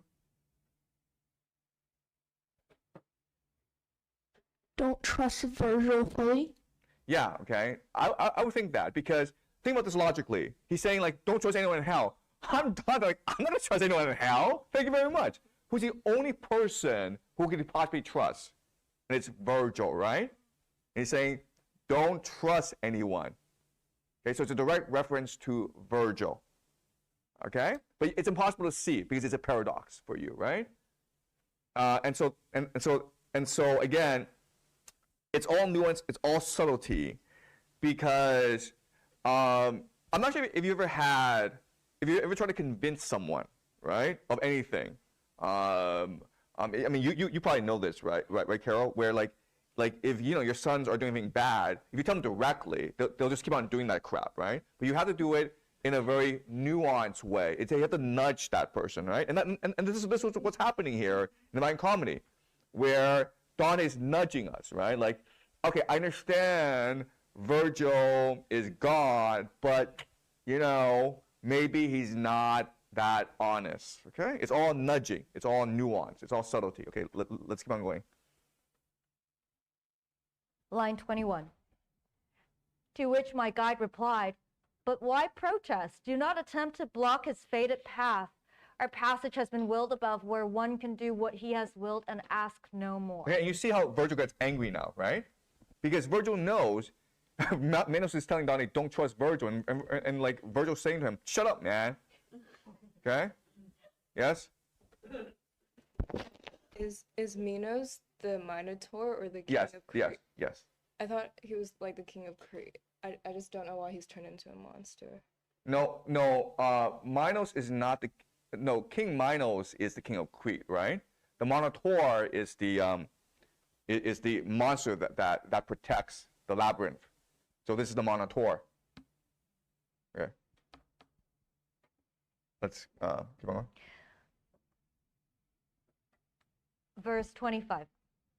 Now notes of desperation have begun to overtake my hearing.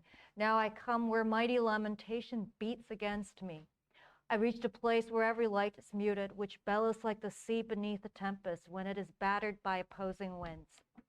The hellish hurricane which never rests drives on the spirits with its violence. Wailing and pouting, it harasses them. When they come up against the ruined slope, then there cries and wailing and lament, and there they curse the force of the divine. I learned that those who undergo this torment are damned because they sinned within the flesh, subjecting reason to the rule of lust. And as in the cold season starlings' wings bear them along in broad and crowded ranks, so does that blast bear on the guilty spirits. Now here, now there, now down, now up, it drives them. There's no hope that ever comforts them, no hope for rest and none for lesser pain. And just as cranes in flight will chant their lays, arraying their long file across the air, so did the shades I saw approaching, borne by that assailing wind, lament and moan, so that I asked him, "Master, who are those who suffer punishment in this dark air?" Okay, so we're in the first circle of hell, okay? Like we left limbo, and now we are in hell where everyone's being punished, okay? In the first circle, these are people who lust. And the great thing about Dante is he's so imaginative, like everyone who is guilty of a particular sin has a just punishment in hell, okay? So these are people who lust, which means that they constantly change their emotions, right? So their punishment is they're being whipped around in a whirlwind, okay, right? So they are not loyal to their own emotions, and now they're just being whipped around in a whirlwind. Okay, does that make sense? Okay, all right, let's keep on going.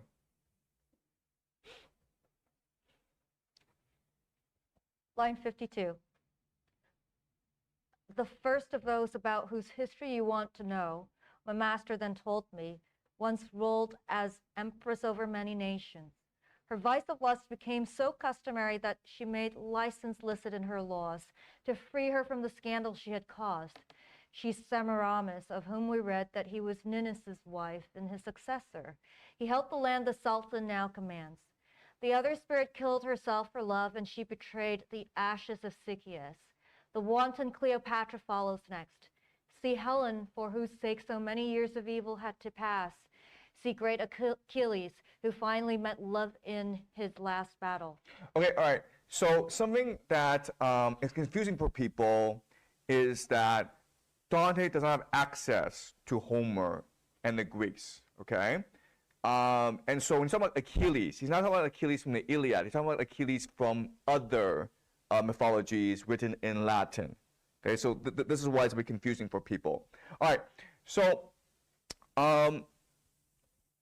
something really you guys need to appreciate is what Virgil is doing is he's naming these individuals in this circle of lust.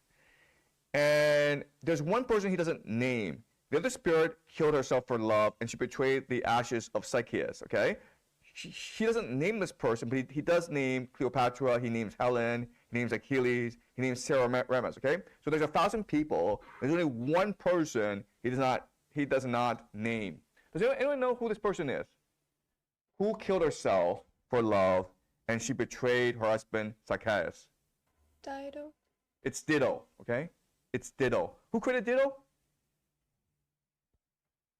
Virgil. Virgil. Okay. So, again, it's so interesting, the contrast, right? We have two great poets in the Divine Comedy. They are, of course, Virgil and Dante.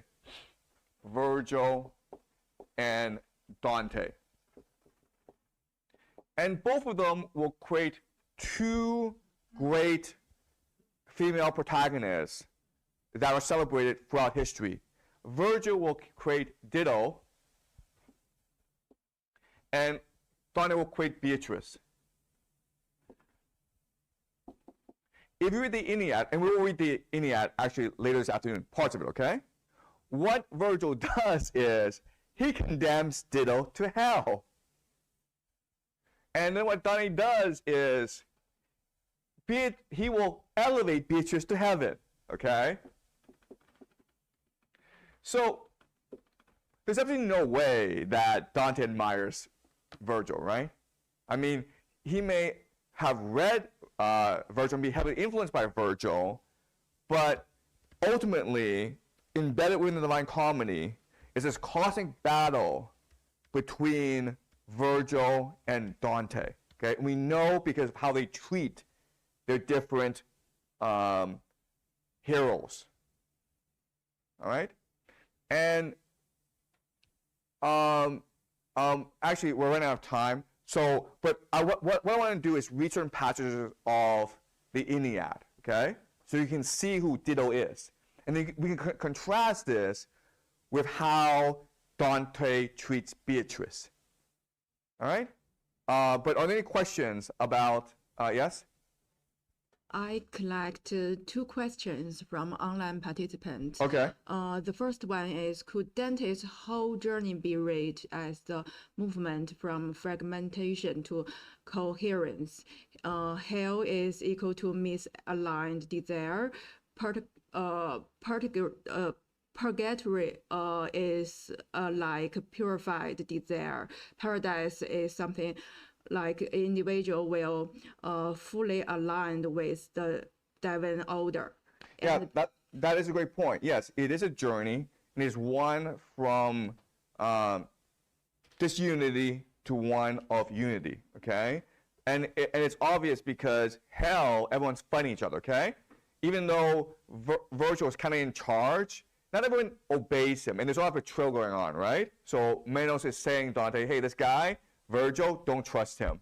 And Virgil's like, shut up, okay? And we'll see a lot of this disunity in hell. But when we go to heaven, we'll see that it is, we've been to heaven, and like, so we know it is coherent. We know that it is unified, and everyone's speaking with one voice, okay, on behalf of God. Yes?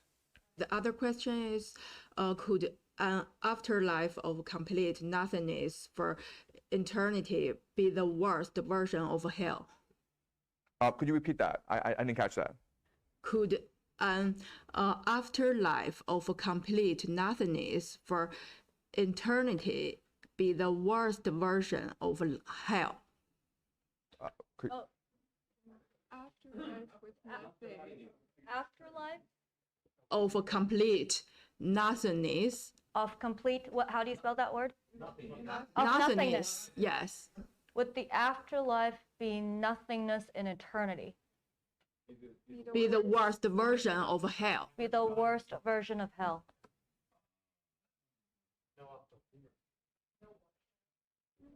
No Wi-Fi.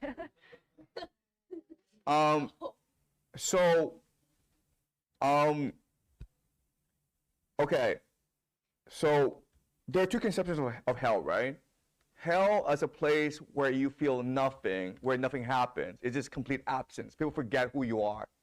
You cease to exist. And hell is a place where people are being punished for things that they did for all of eternity. What do you think is worse? Yeah? Eternity is much worse than just being annihilated. I think the person is saying annihilation of the soul, like you just go into nothing, but then you don't get punished for anything you did on earth. So I think suffering in hell would be much worse. Yes? You said the first one. Yeah, I mean, like, at least in the second one, you're being tortured, right? You got something to do with, you can still feel. I feel like the first one, you literally can feel nothing, and I would choose the second one over the first one. Yes? I feel like this kind of sounds like the layer where like the unbaptized are in, because they're basically sighing and then like they don't receive physical punishment. You know, that's a really no. I mean, like limbo is basically like a very nice place. Okay, it's not a punishment. Okay, all right. Yes. Yeah, I think the limbo is kind of thing, just like waiting room, right? You don't know what happens. No, it's not a waiting room. It's a retirement community. Okay. It's a very nice retirement. That's like literally what it is. Okay. Yes.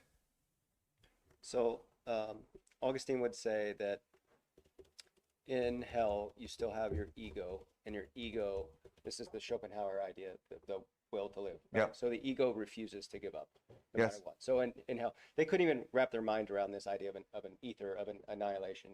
Yeah. Because you're going to be somewhere. And so if they don't, they're in hell because they are turning away from God. They would feel whatever. They don't want to be near God. And so they're in hell because it's the furthest place from God.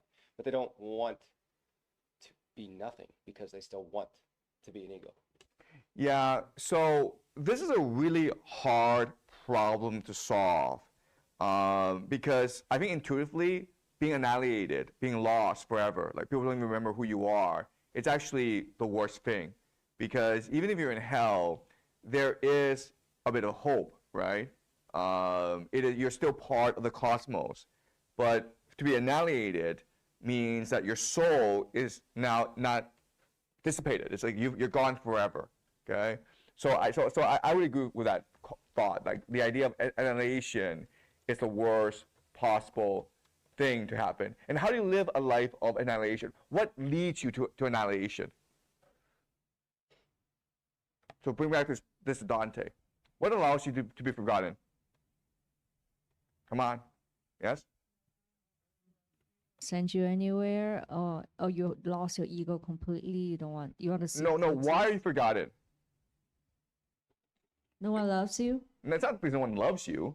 You're not living by the principle of eudaimonia and arity. Okay, because you've lived a pointless life. You understand? Because your life, you just chose the easiest thing to do. No one remembers who you are.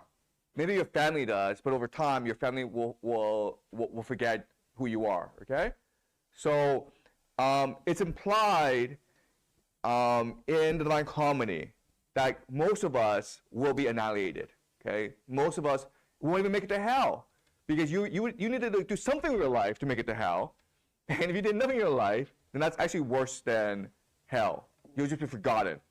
And in fact, if you read the Divine Comedy very closely, there's certain individuals that you think should appear in a certain place, but doesn't. And that's a very powerful technique that Dante uses in order to criticize certain individuals. Okay, so for example, in heaven, yes, I understand David should be next to God, but he's not next to God. He is in heaven, but he's not next to God. And he'll be using that a lot. Another thing is, remember, the person that Dante is most responding to is Augustine. And Augustine is never quoted in the Divine Comedy, right? It's almost a form of annihilation. Did you have a question? Okay, all right. Okay, so yeah, so that's something that Dante will tell us, okay? You have a responsibility to live your life to the fullest, because if you don't, you'll be forgotten. And that's even worse than hell, okay? It's complete annihilation. Okay, all right. Thank you to the live stream for these two questions. We'll come back in an hour, okay? All right, so welcome back. And to start class, I want to emphasize a point, which is at the very heart of the Divine Comedy is a radical democratic spirit. So if we look at hell, it's basically a allegory of the world he's living in, right? Where everyone's fighting for power, and where everyone is obedient and passive and afraid. So hell is the best description of the world he's living in. And for Dante, the answer is a radical democracy in which everyone has access to knowledge and to learning. For Dante, it doesn't matter who you are, it doesn't matter what the results are, what you achieve. What matters is how you choose to live your life. That's why at the very top of heaven are people like Ruth, Rachel, Anna, ordinary people who didn't really accomplish much, but who chose to live a life of faith, hope, and love. And that's what she's trying to do. He's trying to inspire people to live their best life, regardless of their circumstance. And the Divine Comedy, that the reason why there's so many references embedded in the Divine Comedy is an act of faith, telling people, listen, all the knowledge you need to understand God is in here. If you make the effort, if you act with faith, love, and hope, you will be able to access heaven yourself. Okay, so that at the very heart of the Divine Comedy is a democratic spirit. This goes against the elitist mentality of the Ennead, where the principal virtue that the Ennead is trying to convey is piety, obedience. Don't think for yourself. Don't trust your intuition. Just obey the word of God. Just do what the gods tell you, and things will turn out proper, okay? So, the Ennead, it's really a struggle of one hero, Aeneas, to discover this truth, to discover that it's your emotions, your intuition, your imagination that leads you astray. What sets you on the straight path is obedience to the gods, okay? Piety. So how the Ennead starts is Troy is destroyed because of the Trojan horse, and Aeneas, who loves Troy, wants to rescue his people, but the Greeks are so dominant, right? And so Venus, his mother, appears to him and says, there's a mission for you, and the mission is to take your son to Italy, and your family will build the empire of Rome. And Aeneas obeys. He sees Helen of Troy, and he thinks that it's Helen of Troy that's caused all this misery. So what this is, I mean the thing about the Ennead is it's explicit, okay? It's very hard to interpret the Ennead incorrectly. But the idea is that Helen of Troy caused all this destruction, which means that love caused all this destruction, right? Love is a disease that destroys civilization. And then Aeneas obeys and returns home, and him and his family are escaping. They're going to ships, and his wife, Croetia, decides to kill herself. Why? Because Croetia understands that in Italy, Aeneas must marry into local royalty in order to found a new dynasty. So she must kill herself in order to make this possible. So that's what wives should do. If the husband needs to, marry up, then, you should just, kill yourself, right?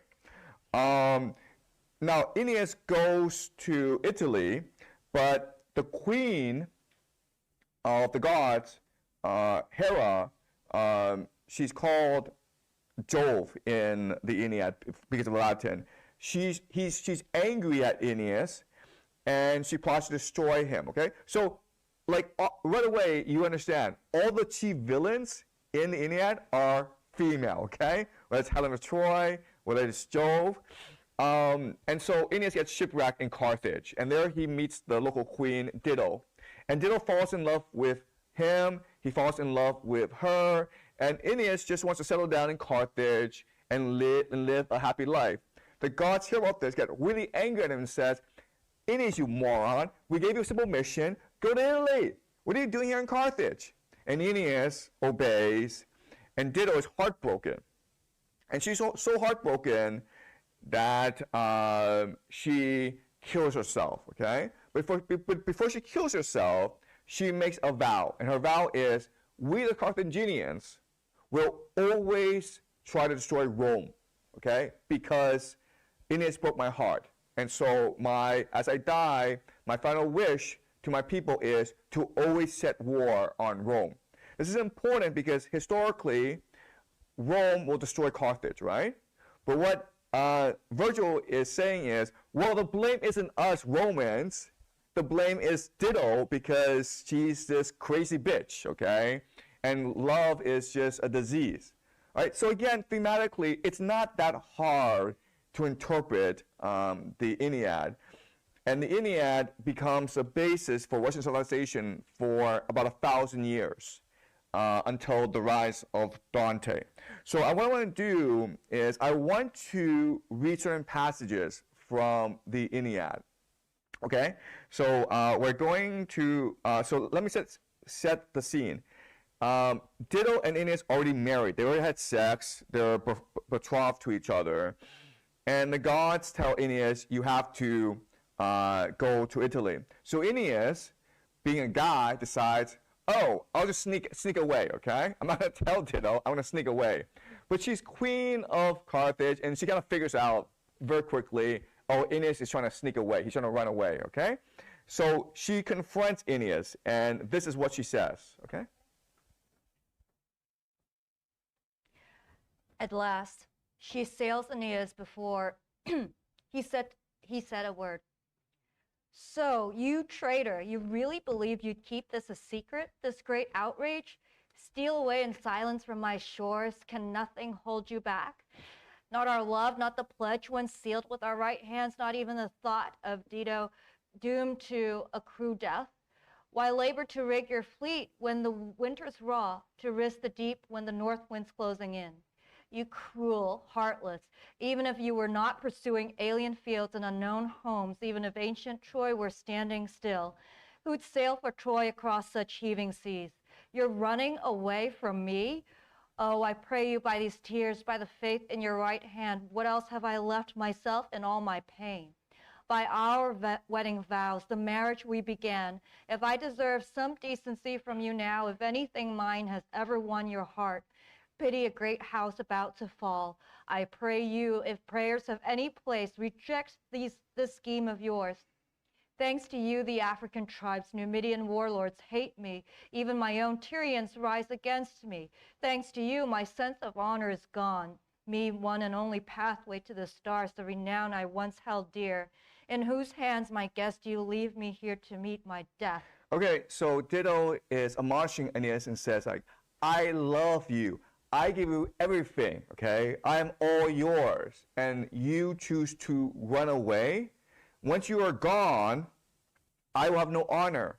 Everyone will laugh at me. They will come, and all these different warlords that once were afraid of me, the warrior queen, they will come and they will kill me. They will steal my throne. They'll probably rape me, okay? So pity me, okay? It's one of anger, but also one of pity. All right, let's continue. Guest, that's all that remains of husband now? But why do I linger on until my brother Pygmalion batters down my walls, or Iarbas drags me off, his slave? If only you'd left a baby in my arms, our child, before you deserted me.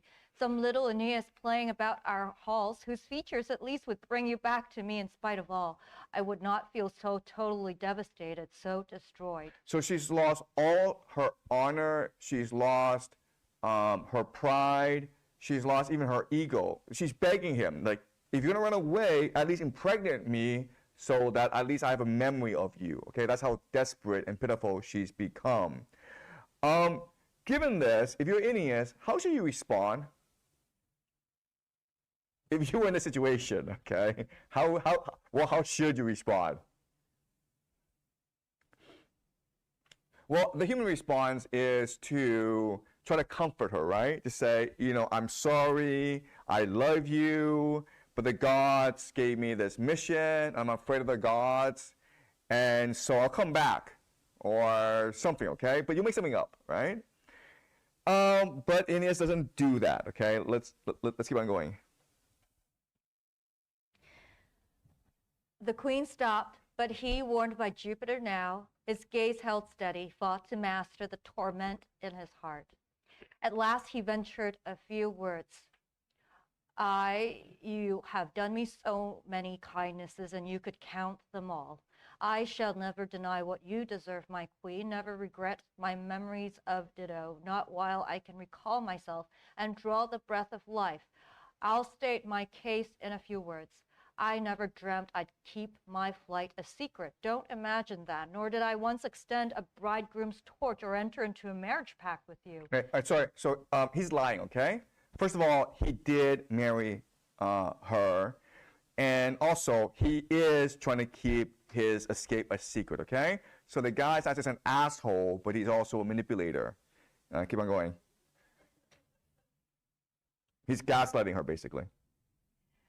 If the fates had left me free to live my life, to arrange my own affairs of my own free will, Troy is the city, first of all, that I'd safeguard. Troy and all that's left of my people whom I cherish.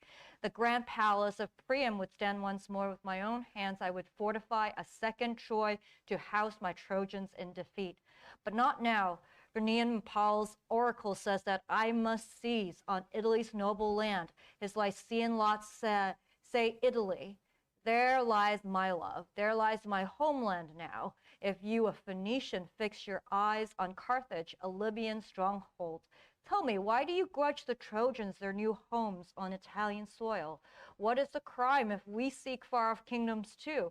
Okay, so this great hero, Aeneas, he's just an abusive asshole, right? Because he's telling her, he's gaslighting her, first of all, but he's also saying, like, if I had a choice, if it were really my choice, I wouldn't even be with you, okay? I'd be back in Troy doing something, okay? That's where my heart is. So it's the gods who forced me to come here. It's the gods that forced me to go to Troy. If it were my choice, I would not even want you, okay? So of course, yeah, he's an asshole. Thank you. I know. But this is the Aeneid. And so Dido spends all her time in her room, and she's not able to sleep, okay? And so she commits on a path to suicide, okay? So can you read? Torn in spirit, Dido will not dissolve into sleep. Her eyes, her mind won't yield tonight. Her torments multiply over and over. Her passion surges back into heaving waves of rage. She keeps on brooding. Obsessions roil her heart. And now what shall I do? Make a mockery of myself? Go back to my old suitors, tempt them to try again? Back the Numidians, grovel, plead for a husband? Though time and again I scorn to wet their like. Okay, sorry. So some background, okay? So Dido is from Phoenicia, and she lost a power struggle against her brother. Her brother killed her husband, Zacchaeus. Dido escapes to Carthage, and she builds this great city, Carthage. And all the local warlords, African warlords, admire her, and the legend is they propose marriage to her. In response, she decides to kill herself, okay? She builds a pyre, and she burns herself alive, and she becomes, in the eyes of the Carthage, the great warrior queen, okay? Someone who loves her husband so much, someone who loves her people so much, that she would rather die than yield, than surrender.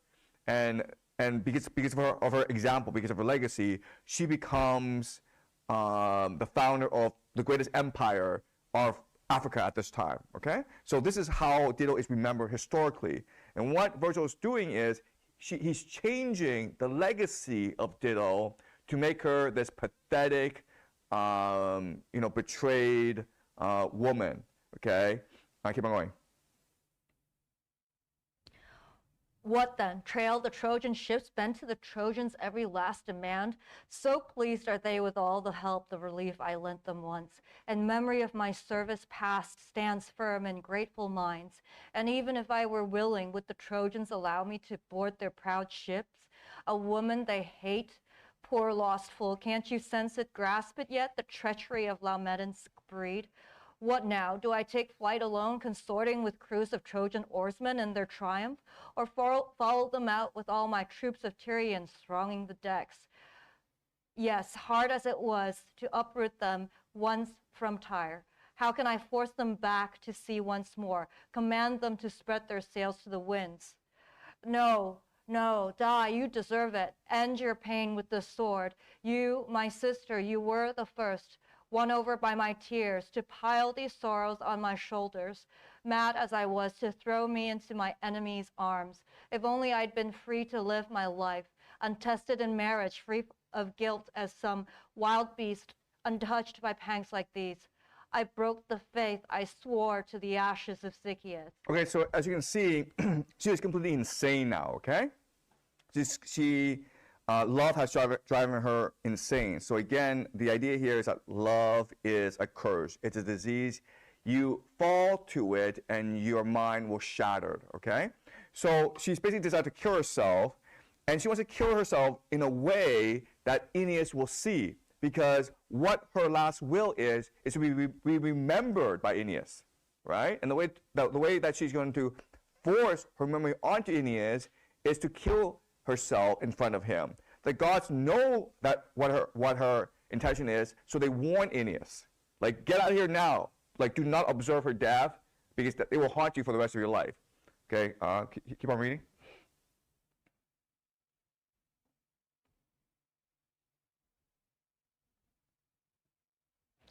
Such terrible grief kept breaking from her heart as Aeneas leapt in peace on his ship's high stern. Bent on departing now, all tackle set to sail. And now in his dreams it came again, the god, his phantom, the same features shining clear, like Mercury head to foot, the voice, the glow, the golden hair, the bloom of youth on his limbs. And his voice rang out with warnings once again. Son of the goddess, how can you sleep so soundly in such a crisis? So while Dido is going crazy and she's lamenting, what is Aeneas doing right now? He's sound asleep, man. He could care less, man. All right, keep on going. Can't you see the dangers closing around you now, madman? Can't you hear the west wind ruffling to speed you on? That woman spawns her plots, mulling over some desperate outrage in her heart. Lashing her surging rage, she's bent on death. Why not flee headlong? Flee headlong while you can. You'll soon see the waves, a chaos of ships, lethal torches flaring, the whole coast ablaze. If now a new dawn breaks and finds you still malingering on these shores, up with you now, enough delay. Woman's a thing that's always changing, shifting like the wind. With that, he vanished into the black night. Then, terrified by the sudden phantom, Aeneas, wrenching himself from sleep, leaps up and rouses his crews and spurs them headlong on. Quick, up and at it, shipmates, man the thwarts. Spread canvas fast, a god's come down from the sky once more. I've just seen him urging us on to sever our mooring cables. Sail at once. We follow you, blessed God, whoever you are. Glad at heart we obey your commands once more. Now help us, stand beside us with all your kindness. Bring us favoring stars in the sky to blaze our way. Okay, so again, Aeneas has been warned by the gods, so he's fled the scene. Dido has committed to killing herself, and she will make a final prayer before she kills herself, okay? Can you read, please? That is my prayer, my final cry. I pour it out with my own lifeblood, and you, my Tyrians, harry with hatred all his line, his race to come. Make that offering to my ashes, send it down below. No love between our peoples ever, no pacts of peace. Come, rising up from my bones, you avengers still unknown, to stalk those Trojan settlers, hunt with fire and iron now or in time to come. Whenever the power is yours, Shore clash with shore, sea against sea, and sword against sword. This is my curse. War between all our peoples, all their children, endless war. Okay, so one of the great tragedies of antiquity is the destruction of Carthage, okay? Rome and Carthage fought for dominance over the Mediterranean, and they fought 3 wars. In the last war, the third Punic War, Rome extinguishes, it annihilates Carthage from the planet, okay? And so at this time, Carthage is a great civilization, and the Romans now have to explain why this happened. And now Virgil explains. It's because love took hold of Dido, destroyed her mind, and it made her so angry that not only did it condemn her to death, but it condemned her entire people to death. It is because of this madness that is why the Carthaginians attacked Rome. And Rome had to defend itself. And Rome recognized that only by defeating and destroying all of Carthage can Rome ever be saved. Okay? So this is the madness of love. Not only it will condemn you to death, but it will condemn your entire civilization to death. Okay, so Dido kills herself. And now what's going to happen is that basically Aeneas has forgotten her, right? Because Aeneas has this mission from the gods. And he understands that in order to fulfill his mission, he needs a prophecy. He needs to talk to his father, who is dead. He needs to go into the underworld to receive this prophecy. And when he goes to the underworld, who does he meet? Dido, okay? Right? So this is going to be their last encounter together. And let's see what happens to Dido, right?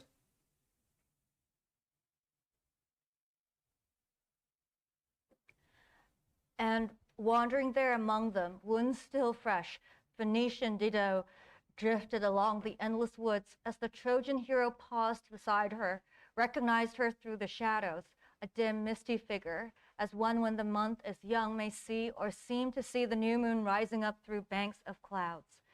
That moment Aeneas wept and approached the ghost with tender words of love. Tragic Dido, so was the story true that came my way? I heard that you were dead. You took the final measure with a sword.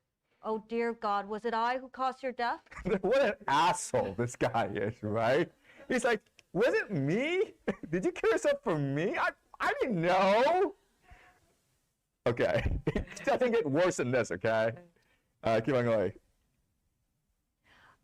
I swear by the stars, by the powers on high, whatever faith one swears by here in the depths of earth, I left your shores, my queen, against my will.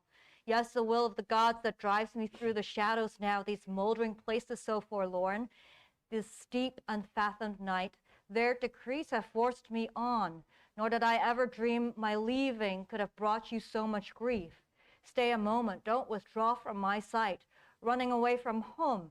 This is the last word that fate allows me to say to you, the last. Aeneas, with such appeals, with welling tears, tried to soothe her rage, her wild, fiery glance. But she, her eyes fixed on the ground, turned away, her features no more moved by his pleas as he talked on then, if she were set in stony flint or Parian marble rock. And at last she tears herself away, his enemy forever, fleeing back to the shadowed forest, where Sychaeus, her husband long ago, answers all her anguish, meets her love with love. But Aeneas, no less struck by her unjust fate, escorts her from afar with streaming tears and pities her as she passes. Okay, so Aeneas is trying to have a conversation with her, but she does not speak. Okay, what this is important is that at this time in history, the difference between a free individual, okay, a citizen, and a slave is that a citizen has the right to speak. Okay, a citizen is literally someone who has the right to speak before other people. So losing speech, losing the capacity to speak, it is worse than death. It is slavery, okay? So love has not only killed Dido and killed her civilization, but it's made her a slave, okay? All right, so let's think about this, okay? This is the Iliad. This is Virgil writing about Dido. Did Virgil know Dido in real life?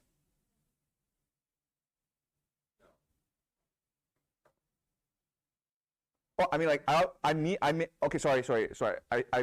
I phrased it incorrect, okay? Who is Ditto? Who is she? We know who Beatrice is, right? But who is Ditto?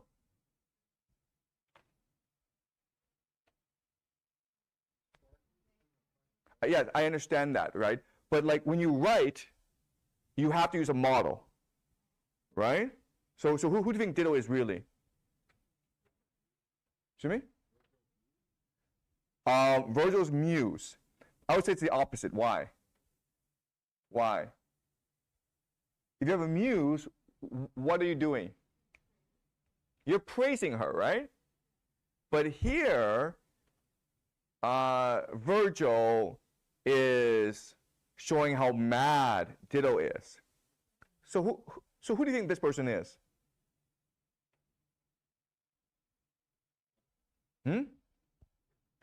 His ex. Right. It could be an ex-wife, but I mean, like, clearly Virgil hates this person, right? Otherwise you can't write like this.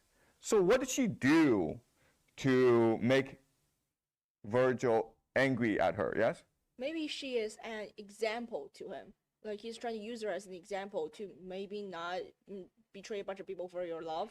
Okay, so we've already established, in order for Dante to write about Beatrice had to be a real person, okay? There had to be real emotions between these two people. So Ditto is a real person. And it could be an ex-wife, but something had to happen in order for Virgil to hate her this much. And what was it probably?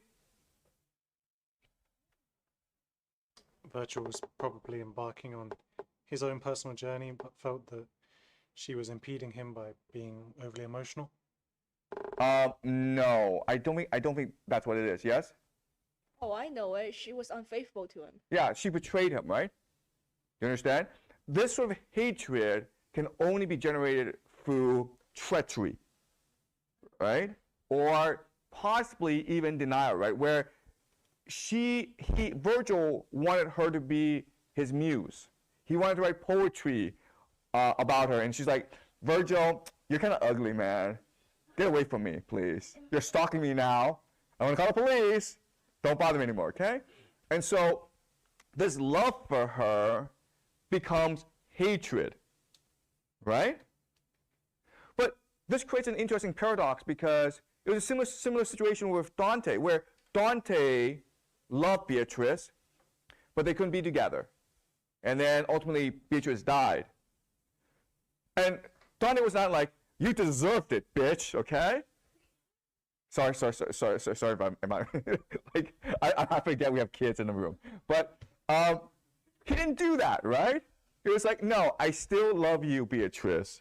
Whereas Virgil is like, yeah, you deserved it, man. What's the difference? Yes? I just want to ask a question because I feel like Virgil doesn't really hate Ditto.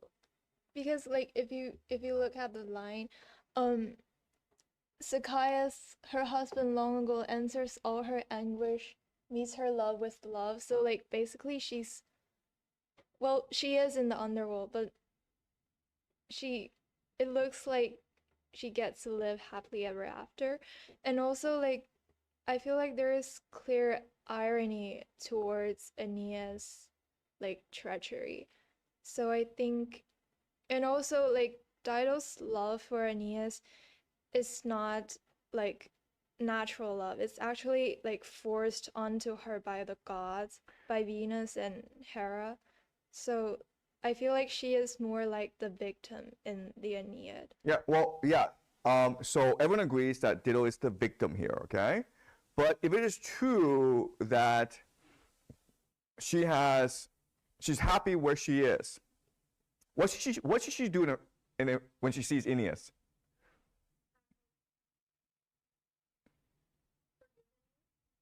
Forgive him?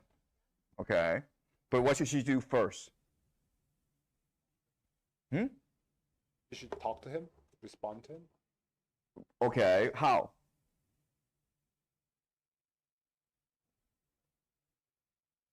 Yes?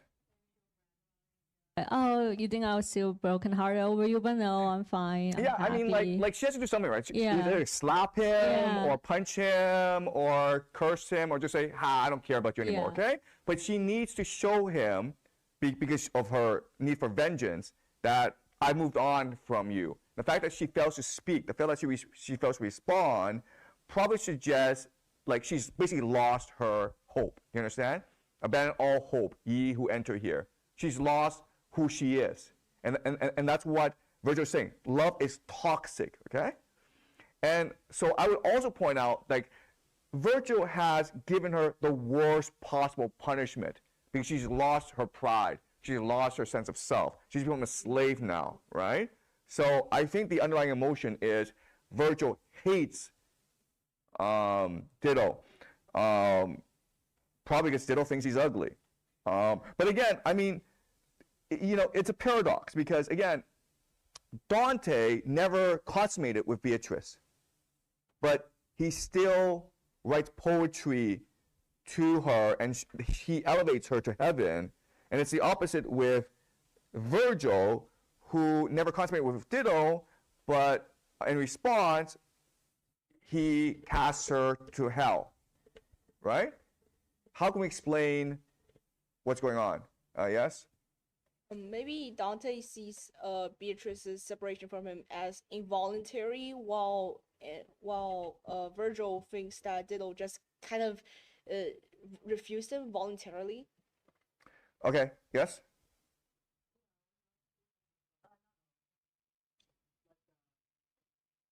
Pursuit that Virgil might have wanted to pursue Ditto or whoever that person is in real life and just failed to do so.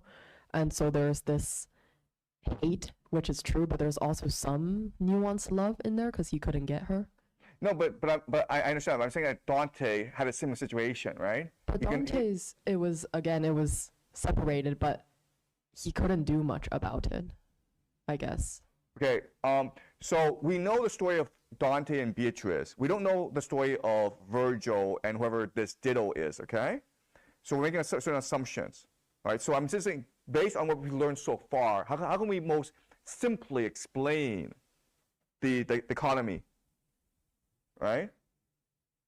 Let me ask you this question, yes? One's love, one's not. Exactly, but can you explain? With love is not true, I guess, in Dante's terms. Love, the love of God is not possessive, it is not territorial, it's not vengeful. So, and whatever Virgil had was not love. Okay, so if like Dante truly loved Beatrice and Beatrice says to you, Dante, you're ugly and I met this really hot guy, what should Dante's response be? Oh. Like, I'm happy for you. Exactly, right? Do you understand? That's your only proper response. I'm happy for you because all I care about is your happiness, right? So for Virgil to say, you know what? You betrayed me. What does that tell us about Virgil? He doesn't love this person, okay? What does he really want? Control this person, you understand? That's the difference between love and power. Love is about you giving, power is about you taking, right? So the fact that this person, Ditto, either refused him or betrayed him made him so angry that he turned her into Ditto in the Aeneid, okay? But if you read it, you can't help but feel tremendous pity for Ditto. And, okay, does it make sense? Yes? So you're saying you can't help but feel pity for Dido, and so that's, I agree with that. I wonder, Dido is clearly symbolic of Carthage, Aeneas is clearly symbolic of Rome. Virgil had to take these back to Augustus and be like, what do you think about my next chapter of the Aeneid? And it seems like Augustus is like, yeah, great, Dido's in hell, and we want Carthage in hell. But just looking at the literary justice of this, it's easy for a reader to be like, Aeneas is the bad guy here, he's the liar, he's a manipulator, he's a jerk. Dido gets unjust punishment going to hell. So as the reader, we're siding with the symbolic Carthage. So so I understand that the Greeks were famous for like the 5-act play. Aristotle wrote Poetics. Yeah. Romans were famous for turning away from that. Yeah. And so they might be like, ha ha ha, we're the winners here. We're so cool and we're such great writers. Where Greeks would be like, you're doing it. You're doing poor writing. Yeah. No, you're absolutely right. If you were any reader and you know the story, you can only feel sympathy for Dido, right? And that's why in the Roman tradition, you were not allowed to question this, okay? You had to believe not only Aeneas is the hero, you had to model yourself off him. And the only way to resolve this paradox, this contradiction, is by simply obeying. Don't question, don't think for yourself, obey. If you think that it is Dido who is the hero of the story, and quite honestly, a lot of people do think Dido is the hero of the story, then it is because Satan has taken you, okay? It's because you're being possessed by Satan. Right? Yes? So you are saying in a polytheist, in an age before Christianity, an age before this dualistic thinking, either you're evil or you're good, the Romans were already damning people to Satan? Okay.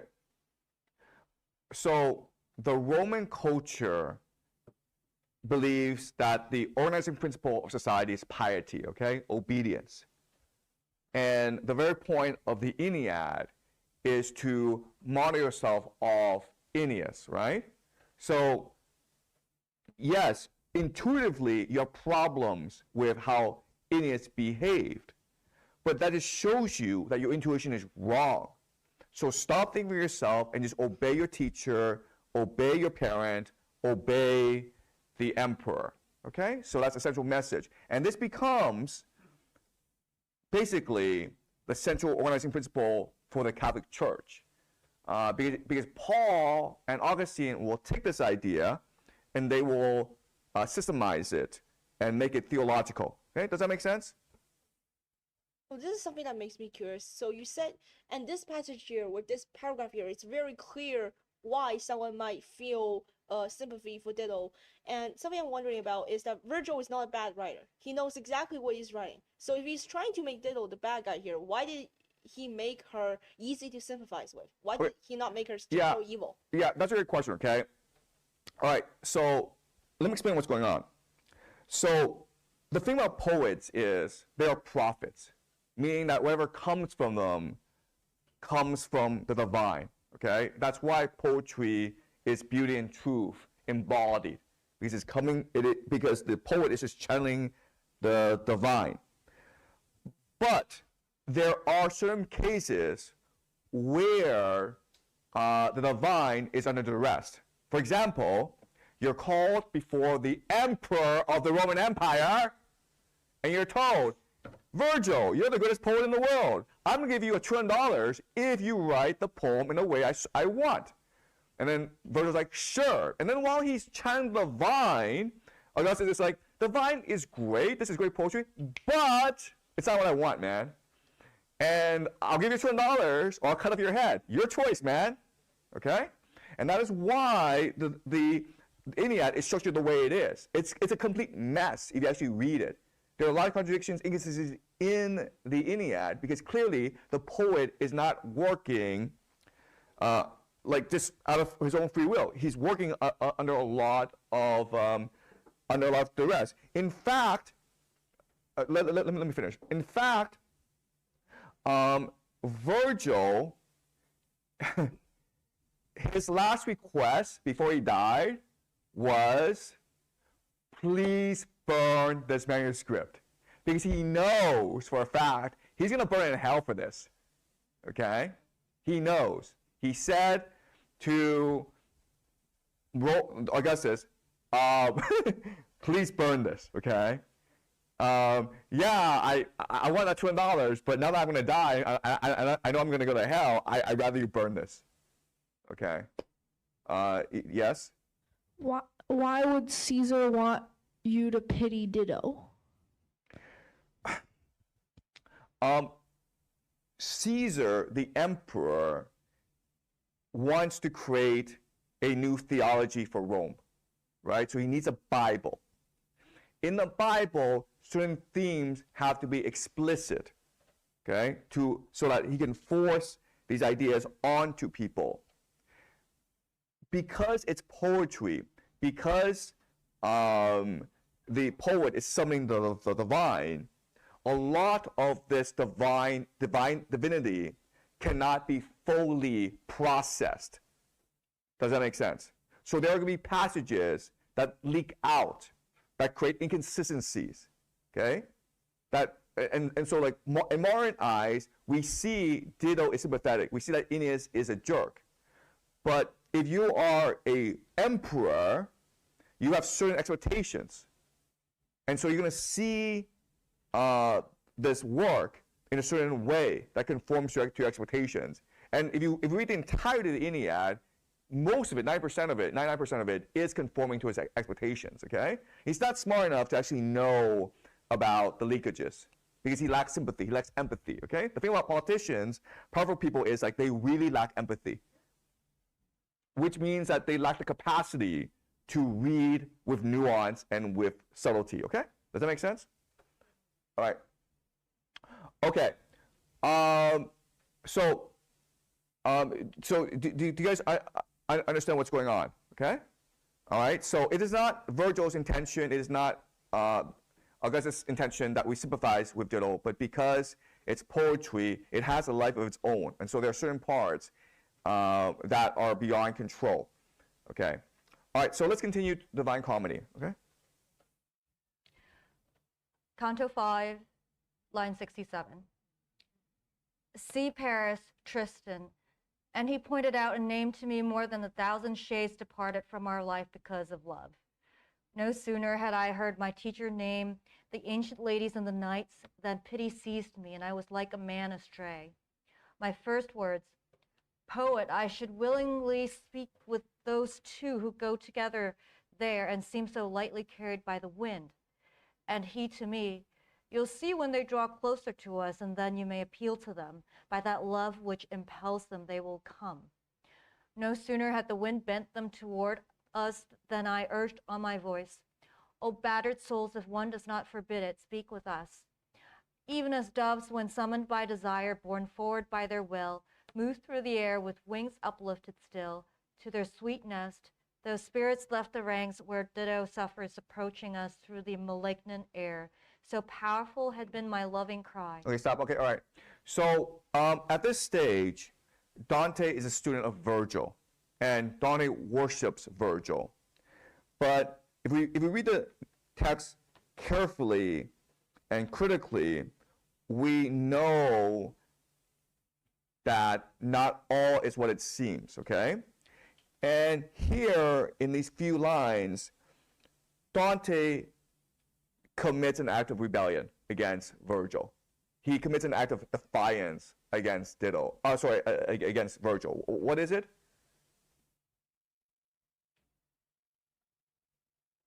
Naming Dido? Yeah, he names Dido, okay? Do you understand? Because remember what happened was that Virgil would go on about 1,000 different people, and he would name all of them, but he would not name Dido because he hates Dido, and honestly, he's ashamed of what he did to Dido, right? And so Dante, what he's doing is, away from the speech of Virgil, he names Dido somewhere else to restore Dido. Does that make sense? You see the nuance here, right? So it's an act of rebellion. It's an act of defiance that foreshadows paradise, okay? What is to come. All right, keep on going. Line 82. Even as doves, when summoned by desire, borne forward by their will, move through the air with wings uplifted still to their sweet nest. Those spirits left the ranks where Dido suffers, approaching us through the malignant air. So powerful had been my loving cry. Verse 88. O living being, gracious and benign, who through the darkened air have come to visit our souls that stained the world with blood. If he who rules the universe were friend to us, then we should pray to him to give you peace, for you have pitied our atrocious state. Whatever pleases you to hear and speak will please us too, to hear and speak with you, now while the wind is silent in this place. The land where I was born lies on that shore to which the Po, together with the waters that follow it, descends to final rest. Love that can quickly seize the gentle heart took hold of him because of the fair body taken from me. How that was done still wounds me. Love that releases no beloved from loving took hold of me so strongly through his beauty that, as you see, it has not left me yet. Love led the two of us unto one death. Kaina waits for him who took our life. These words were borne across from them to us. When I had listened to those injured souls, I bent my head and held it low until the poet asked of me, "What are you thinking?" Okay, so Virgil says to Dante, if you really want to understand hell, you should talk to these different souls, okay? So Dante talks to these two souls. These are two people from his own life in Italy.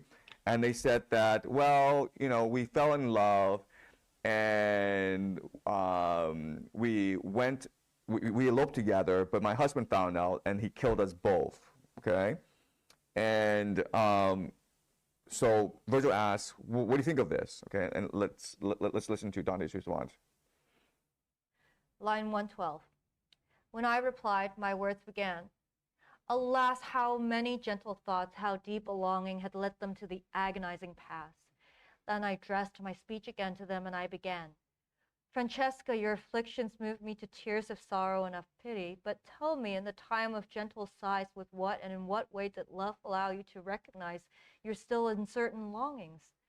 And she to me, there's no greater sorrow than thinking back upon a happy time in misery, and this your teacher knows. Yet, if you long so much to understand the first root of our love, then I shall tell my tale to you as one who weeps and speaks. One day, to pass the time away, we read of Lancelot, how love had overcome him. We were alone and we suspected nothing.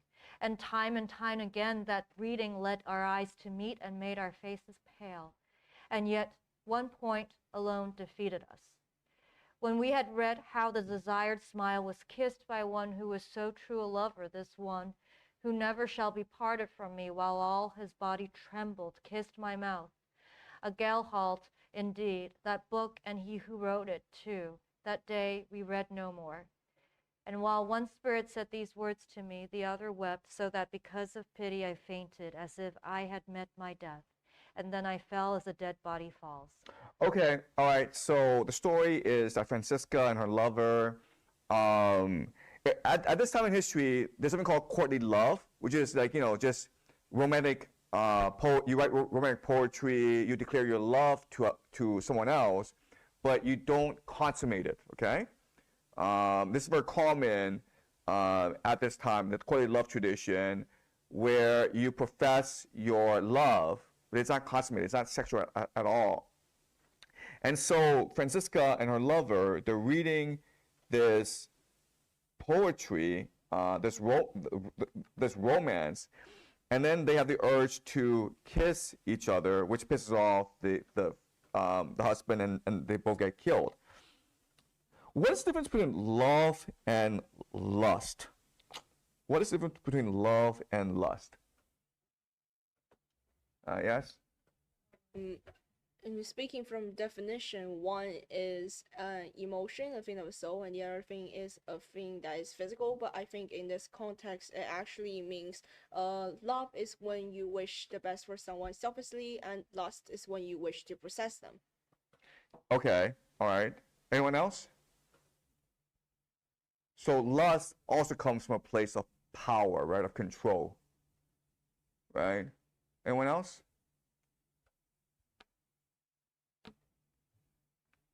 Yes?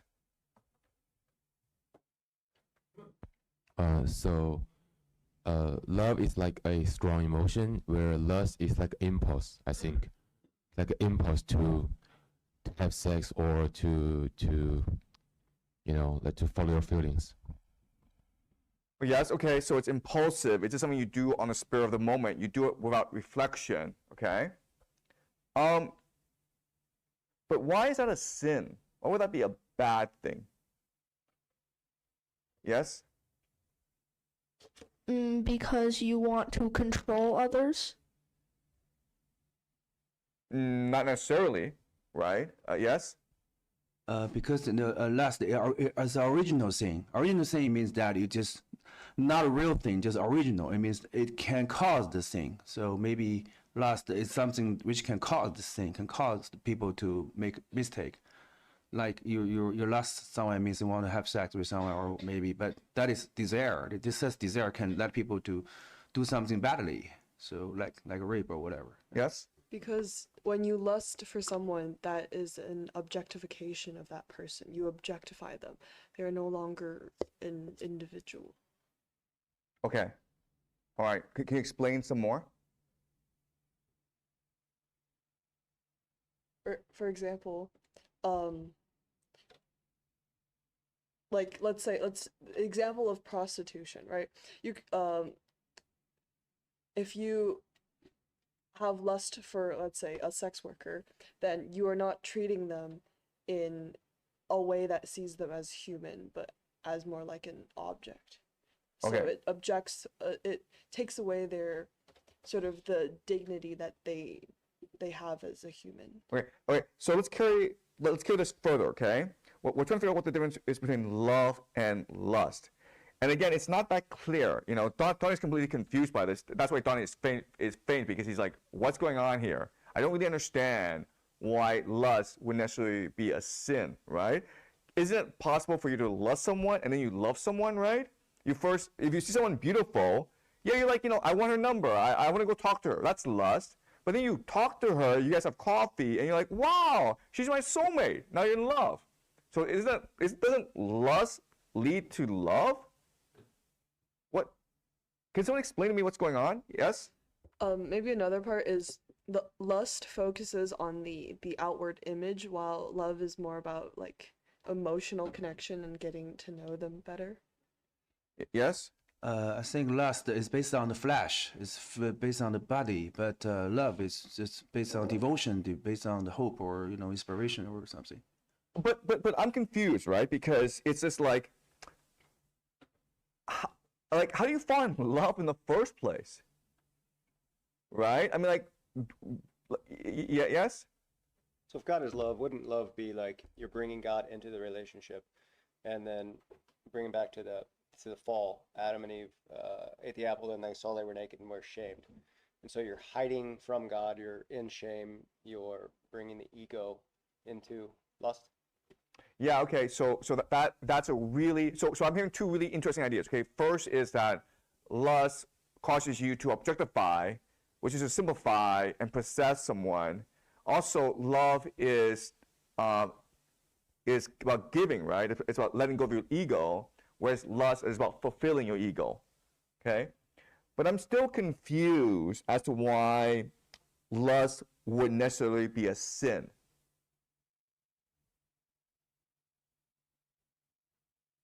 Why would it be bad?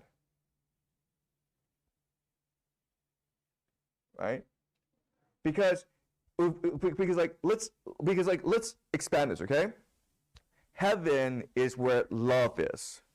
Love means no fear, right? So if it's a sin, it is what it's doing is it's causing love to be degraded, and it's causing fear to come into place, right? So that's what a sin is. So why would lust do this? And again, of all the sins, lust, remember, we're going to descend down to hell. So lust is like the least light of all the sins, but it's still a sin. So I'm confused as to why Francisca, you know, she falls in love and they kiss and then she's killed. Why it's necessarily her fault? What's a sin here? Yes? Before you mentioned that free will is God's most precious gift to us, and when you're lusting over someone, you are violating their free will, even if it's in your mind. Like with modern celebrities, some people say very rude things about them in comments, and even while that is legal, it is still a sin because they are already violating these celebrities in their minds. But I mean, I'm trying to figure out why loving someone and lusting someone, why loving someone would not violate the free will, but lusting someone would violate the free will. Yes? Because like lusting someone is more driven by your like physical drive, and here like Francisca, she went over her ability to reason. She basically betrayed her husband, and that is sinful because it's misordered. And love is more like driven by your spiritual connection, so it goes beyond lust. It's more of your free will because you personally resonate with this specific person, but like lust, technically anyone who's physically attractive can be So is sex a sin? a target. Is sex the sin? No, but misorder sexes. Okay. All right. Okay. All right. Yeah. Any more thoughts before we continue? Okay. So what I'm hearing is love is spiritual connection. Lust is physical connection. Lust is the objectification of someone. Love is the appreciation of someone in that person's complexity and contradictions. And lust is about possession, about controlling someone, whereas love is about giving yourself. Okay, so there are lots of differences. Okay, all right. Let's continue.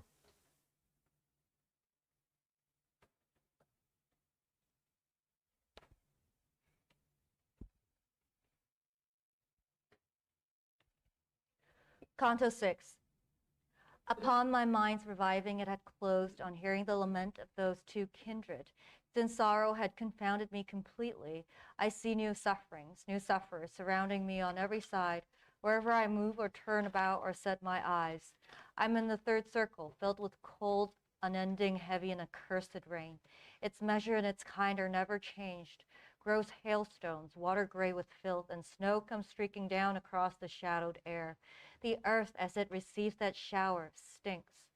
Over the souls of those submerged beneath that mess is an outlandish, vicious beast, his 3 throats barking, dog-like, Cerberus. His eyes are blood-red, greasy, black, his beard, his belly bulges, and his hands are claws. His talons tear and flay and rend the shades. That downpour makes the sinners howl like dogs. They use one of their sides to screen the other. Those miserable wretches turn and turn. When Cerberus the great worm noticed us, he opened wide his mouth, showed us his fangs. There was no part of him that did not twitch. My guide opened his hands to their full span, plucked up some earth, and with his fists filled full, he hurled it straight into those famished jaws. Just as a dog that barks with greedy hunger will then fall quiet when he gnaws his food, intent and straining hard to cram it in, so were the filthy faces of the demon Cerberus transformed. After he'd stunned the spirits so, they wished that they were deaf. Okay, so there's Cerberus who's threatening them, and then Virgil basically feeds them, okay? So again, this gives us the idea that Virgil really is the emperor of hell. He's able to control the demons here. Okay, keep on going. Line 34. We walked across the shades on whom there thuds that heavy rain, and set our souls upon their empty images that seem like persons. And all those spirits lay upon the ground except for one who sat erect as soon as he caught sight of us in front of him. "O you who are conducted through this hell," he said to me, "recall me if you can, for you before I was unmade were made." And I to him, "It is perhaps your anguish that snatches you out of my memory, so that it seems that I have never seen you. But tell me who you are, you who are set in such a dismal place, such punishment, if other pains are more and none's more disgusting." And he to me, "Your city, once so full of envy that its sack has always spilled, that city held me in the sunlit life. The name your citizens gave me was Chaco, and for the damning sin of gluttony, as you can see, I languish in the rain. And I, a wretched soul, am not alone, for all of these have the same penalty for the same sin." And he said no more. I answered him, "Chaco, your suffering so weighs on me that I'm forced to weep. But tell me if you know what end awaits the citizens of that divided city. Is any just man there?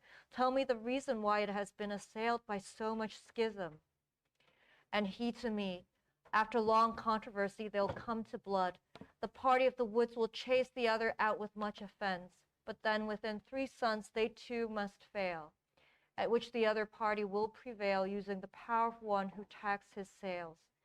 This party will hold high its head for long and heap great weights upon its enemies, however much they weep indignantly. 2 men are just, but no one listens to them. 3 sparks that set on fire every heart are envy, pride, and avariciousness. With this his words, inciting tears were done, and I to him. I would learn more from you. I ask you for a gift of further speech.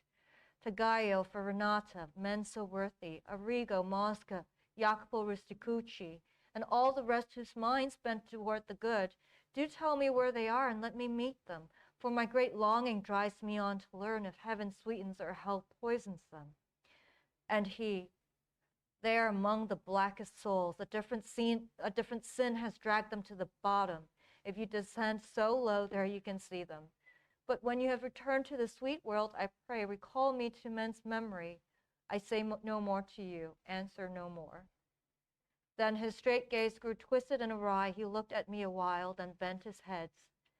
He fell as low as all his blind companions. And my guide said to me, he'll rise no more until the blast of the angelic trumpet upon the coming of the hostile judge. Each one shall see his sorry tomb again and once again take on his flesh and form and hear what shall resound eternally. So did we pass across that squalid mixture of shadows and of rain. Our steps slowed down, talking a while about the life to come. At which I said, and after the great sentence, O Master, will these torments grow, or else be less, or will they just be as intense? And he to me, remember now your science, which says that when a thing has more perfection, so much the greater is its pain or pleasure. Though these accursed sinners never shall attain the true perfection, yet they can expect to be more perfect then than now. We took the circling way traced by the road. We said much more than I can here recount. We reached the point that marks the downward slope. Here we found Plutus, the great enemy. Okay, so certain points about this passage. First of all, who Dante is meeting are people he knew from his life in Florence, okay? So a lot of his political enemies will be here condemned in hell. The other thing is, I want to talk about the nature of these punishments in hell. What are these punishments trying to do? Why are they constructed the way it is? Because we were in a circle of lust, and so these people are being whipped around by the wind, right? Now we are in a third circle, which is people are being punished for gluttony, right? And what is their punishment? All the rain. They're being rained on, okay? Explain to me why rain would be a fitting punishment for gluttony. Yes? So there's a lot of factors here. First of all, there's this saying, the fires of lust. So symbolically, the rain is meant to put out the fires of lust. And not so symbolically, like imagine you are thirsty because hell is hot and you're standing in the middle of the rain and there is no water beneath you, there's no jug of water, and you just have to open your mouth and let the raindrops fall into your mouth little by little, and no matter how much you want it, no matter how much you wave the rain towards you with your hands, no more rain will come than what rain will come. So you can't satisfy your lust. Okay, well, it's raining for all of eternity, right? Right, let's visualize this, okay? What is gluttony? What is gluttony? Yes? Gluttony is the narrow sense is just eating too much food or eating excessive amounts of food or lavish food. But on a wider definition, it's desiring too much and like indulging in excessive pleasures. Yes, okay, yeah? Not being able to stop. Yeah, not stopping, always desiring, just not able to restrain yourself. Okay, that's what gluttony is. Why would yes? How is gluttony different from greed?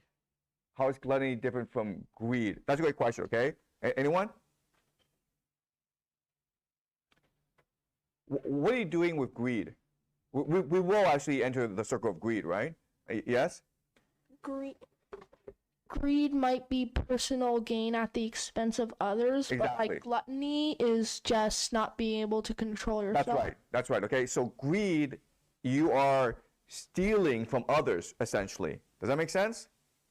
Right? Whereas gluttony is you're just, yes? Could you say that greed is wanting a lot of things and gluttony is wanting a lot of the same thing? Well, I mean, like, if you want money, right, you're still greedy, right? It's right? So, like, but like the main issue is greed is you're actually taking from others. Does that make sense? Yes?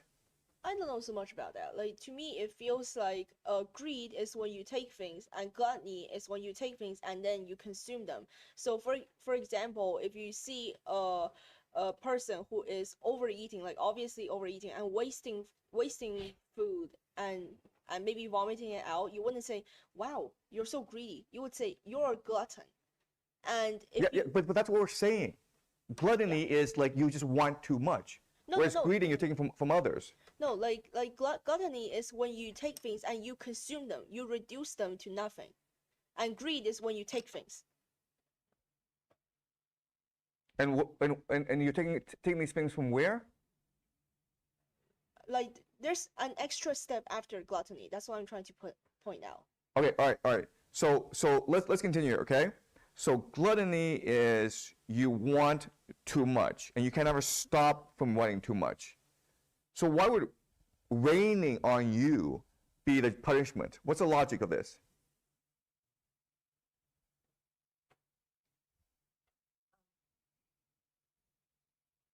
Make you awake and dull you of your desire. Dull you of your desire. Huh. Yes? Be given to you as a punishment, like Yes. endless rain. Yes, can you explain this? So it's kind of like a tooth for a tooth. So if you are gluttonous, you want more and more and more, and it never satisfied you. So raining more and more and more on you is like the right punishment for you. But why would it be the right punishment for you? Because- I understand that that's a punishment, right? Yeah. But why would that be the right punishment? Because it never satisfied you. It's just raining on you. You don't consume it or do anything with it. Do you think these people are enjoy being rained on? No. Right? So what's going on here? I think that's which is why I mentioned not being able to stop. It's to me, a gluttonous person is a person that we all know that, right? But you just keep eating. You're just not able to stop. Okay, consuming. all right, guys. Again, you have to use your imagination, okay? So the sin is gluttony, okay? The sin is gluttony. And people who are gluttonous tend to be fat, right? Gluttony, okay? Fat. All right, so let's just think of different punishments, okay? We don't have to think about the logic or justice of it, but let's think of like how, if we were designing hell and this person is fat or gluttonous, what could we do to this person? Okay, nothing to eat, sure, okay? Nothingness, right? You are just in a prison by yourself, like solitary confinement. There's nothing to do, okay? That's one possible punishment, okay? What else? Feed them to death. Excuse me? Feed them to death. Okay, yeah, like just too much food, okay? So like you just balloon out, right? Just like cake after cake. It's like have you guys ever seen the Simpsons episode when Homer's in hell and then the devil's like, "Ha, you like donuts, right?" And so what they do is they create this machine which feeds donuts to Homer for all eternity. It's like, oh, and then the devil's like, eventually he's gonna vomit. But Homer's like in ecstasy, okay? He's like, oh yes, yes. Me. Yeah, you, then you. Okay.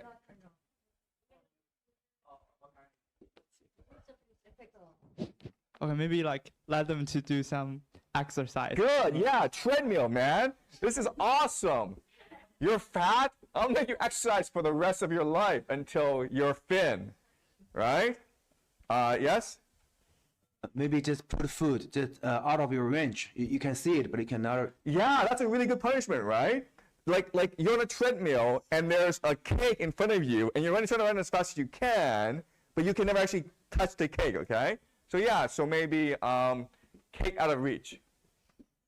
Yeah, these are great punishments. What else? Yes? I just have to point something out. Like, Can you not do this, please? I have to do this because I find this really upsetting. People are fat for a lot of reasons other than gluttony. And I think that reducing fat equals gluttony, I think it's really reductive and it's really offensive. This is an exercise, okay? I think it's really offensive. Okay. All right. You're gluttony, okay? So like, oh, you're not fat, but you're gluttonous, okay? All right? Okay. Okay, I hate to say this, but every day I teach for 4 hours. And it's a really hard to teach for 4 hours. Okay? I always have to constantly thinking. So if you're interrupting me, or if you're trying to divert my attention, it causes my brain to be even more fatigued. Okay? It is exhausting. Okay, well, I'm just telling you what's happening. Because this is my sixth day. Let me answer all the questions of that lady, no problem. Okay, all right. You can ask me questions, okay? I'll answer everyone, I promise you. Okay. All right. Okay. All right. Let's keep on going. Okay. The cake is out of reach. You are running very, very far. Okay. So these are all great punishments. Okay. And what they're doing is punishing. You understand? It's punishing you for your gluttony. And that's what we think hell is. Hell is about punishment. Yeah, go ahead. I mean, I'm just linking this to lust and the punishment for lust. Yes, which is like being whirled around. Being Yeah. whirled around. It's almost like the consequence of what you cause to others in the world. Yes, exactly, okay? So we think that hell is a place of punishment.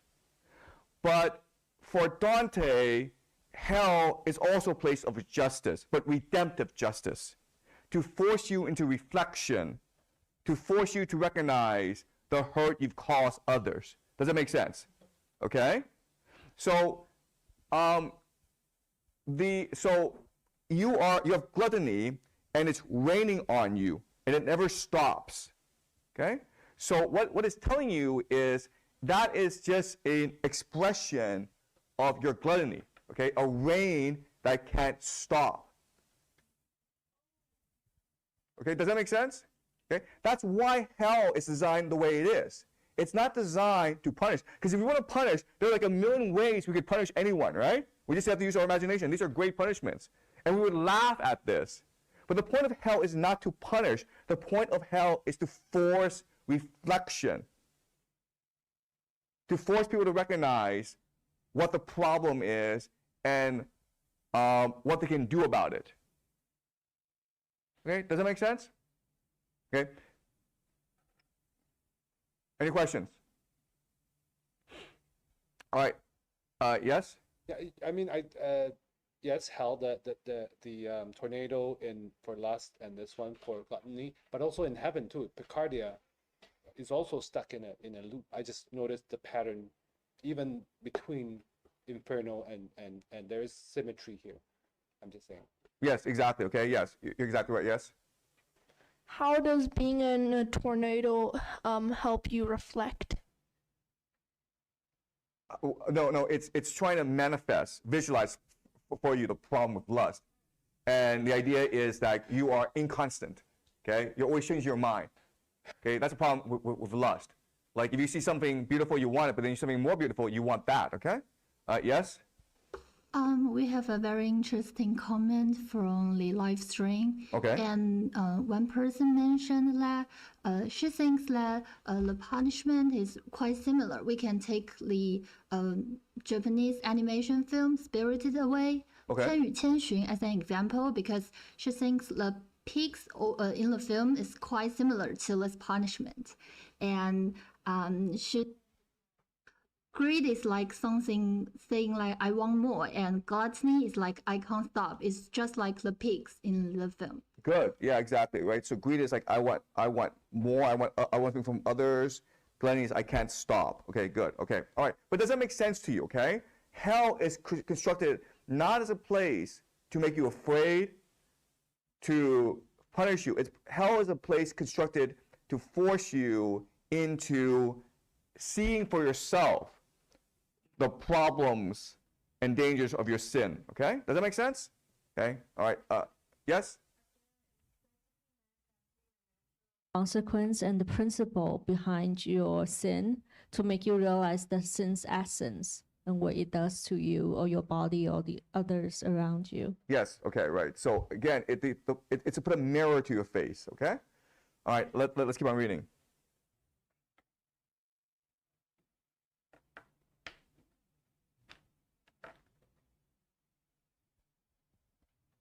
Canto 7. Pape Satan, Alepe. So Plutus with his grating voice began, the gentle sage aware of everything said reassuringly, don't let your fear defeat you, for whatever power he has, he cannot stop our climbing down this crag. Then he turned back to Plutus's swollen face and said to him, be quiet, cursed wolf, let your vindictiveness feed on yourself. His is no random journey to the deep. It has been willed on high, where Michael took revenge upon the arrogant rebellion. As sails inflated by the wind collapsed and tangled in a heap when the mast cracks, so that ferocious beast fell to the ground. Thus we made our way down to the fourth ditch, to take in more of that despondent shore where all the universe's ill is stored. Justice of God, who has amassed as many strange tortures and travails as I have seen, why do we let our guilt consume us so, even as waves that break above Charybdis, each shattering the other when they meet, so must the spirits here dance their round dance. Here more than elsewhere I saw multitudes to every side of me, their howls were loud while wheeling weights. They used their chests to push. They struck against each other at that point. Each turned around and wheeling back those weights, cried out, why do you hoard? Why do you squander? So did they move around the sorry circle from left and right to the opposing point. Again they cried their chant of scorn. And so when each of them had changed positions, he circled halfway back to his next joust. And I, who felt my heart almost pierced through, requested, Master, show me now what shades are these and tell me if they all were clerics, those tonsured ones who circle on our left. And he to me, all these to left and right were so squint-eyed of mind in the first life, no spending that they did was done with measure. Their voices spark this out with clarity when they have reached the 2 points of the circle where their opposing guilts divide their ranks. These to the left, their heads bereft of hair, were clergymen and popes and cardinals with him whom avarice works its excess. And I to him, Master, among this kind I certainly might hope to recognize some who have been bespattered by these crimes. And he to me, that thought of yours is empty, that the undiscerning life that made them filthy now renders them unrecognizable. For all eternity they'll come to blows. These here will rise up from their sepulchres with fists clenched tight, and these with hair-cropped clothes, ill-giving and ill-keeping, have robbed both of the fair world and set them to this fracas. What that is like, my words need not embellish. Now you can see, my son, how brief's the sport of all those goods that are in fortune's care, for which the tribe of men contend and brawl, for all the gold that is or ever was beneath the moon could never offer rest to even one of these exhausted spirits. Master, I asked of him, now tell me too, this fortune whom you've touched upon just now, what's she who clutches so all the world's goods? And he to me, oh, unenlightened creatures, how deep the ignorance that hampers you. I want you to digest my word on this. Who made the heavens, who gave them guides? Was he whose wisdom transcends everything, that every part may shine unto the other. He had the light apportioned equally similarly for worldly splendors. He ordained a general minister and guide to shift from time to time those empty goods from nation unto nation, clan to clan, in ways that human reason can't prevent. Just so, one people rules, one languishes, obeying the decision she has given, which like a serpent in the grass is hidden. Your knowledge cannot stand against her force, for she foresees and judges and maintains her kingdom as the other gods do theirs. The changes that she brings are without respite. It is necessity that makes her swift, and for this reason men change state so often. She's the one so frequently maligned, even by those who should give praise to her. They blame her wrongfully with words of scorn. But she's blessed and do not hear these things, for with the other primal beings happy, she turns her sphere and glories in her bliss. But now let us descend to greater sorrow, for every star that rose when I first moved is setting now. We cannot stay too long. We crossed the circle to the other shore. We reached a foaming watercourse that spills into a trench formed by its overflow. That stream was even darker than deep purple, and we, together with those shadowed waves, moved downward and along a strange pathway.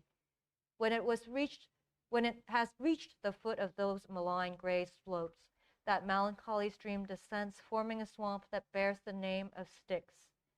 And I, who was intent on watching it, could make out muddied people in that slime, all naked and their faces furious. These struck each other not with hands alone, but with their heads and chests and with their feet, and tore each other piecemeal with their teeth. The kindly master told me, son, now see the souls of those whom Ganger has defeated, and I should also have you know for certain that underneath the water there are souls who sigh and make this plain of water bubble, as your eye looking anywhere can tell. Wedged in the slime, they say we had been sullen in the sweet air that's gladdened by the sun. We bore the mist of sluggishness in us, now we're bitter in the blackened mud. This hymn they have to gurgle in their gullets because they cannot speak it in full words. And so between the dry shore and the swamp, we circled much of that disgusting pond, our eyes upon the swallowers of slime. We came at last upon a tower space. Okay, so we are going down in these circles. We encounter people who are greedy. What is their punishment? They have to push rocks around Okay, in a circle. in a circle. What else?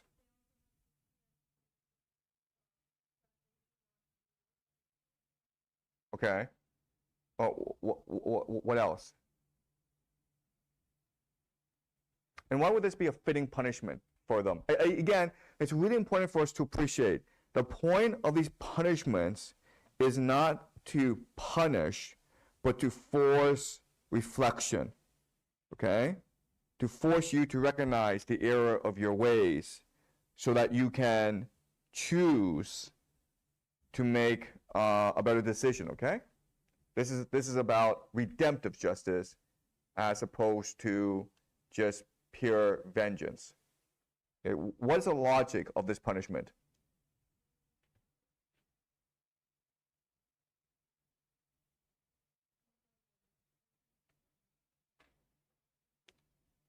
Yes? Art for nothing because you're pushing these rocks around in circles, and it's just like you're greedy, you get a lot of these earthly things, and at the end it comes down to nothing. You put so Exactly. much work. Yeah. Exactly, yeah. Yeah, that's very beautiful. Thank you. Yes. Maybe try to let people redeem, and try to be salvation or something. Yes, okay, right, exactly. Okay. Yes. Anyone else? Okay. All right, the anger. What's the punishment for the anger? They have to wrestle each other in mud. Okay. And what else? And they're submerged underwater. Yes. And what else?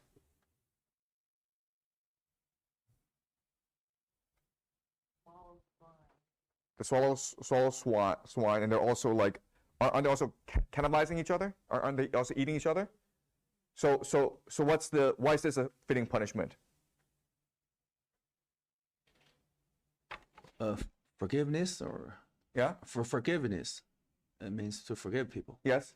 When you are angry, you kind of bite off each other, like you're mad at each other, you want to tear each other apart, but you're also like kind of drowning in your own anger, that you are Yes. swallowing shit basically. 'Cause Exactly. it's killing your body. That's how a lot of people get cancer and all kinds of disease when you're angry. Exactly. Okay. So you think you are hurting others, but you're actually hurting yourself. You're consuming others, but you're also consuming yourself in the process.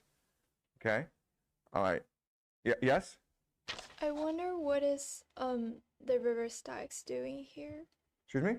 Um, why are they drowned in the river Styx? Okay, all right. So when you read the Divine Comedy, each of these different realms, whether they are inferno, purgatory, or paradise, there's always a complex geography to these realms. And there are certain demarcation points which suggest we are entering a new level. Okay, do you understand? So the sins that we've encountered so far, whether they be lust, gluttony, greed, anger, they're bad, but they're not that bad. Okay? When we cross the river Styx, when we enter new territory, this is like even worse sins. Okay? So these are things that may make others uncomfortable. They make your life terrible, but they're not actually disrupting the fundamental structure of the universe. Whereas as you go lower and lower, these people are in fact destroying the very fabric of the universe. Okay, does that make sense? Okay, so what Dante is trying to do is trying to separate these different regions of hell as well. Okay, all right. Okay, any more questions before we move on? All right, let's keep on going. Okay.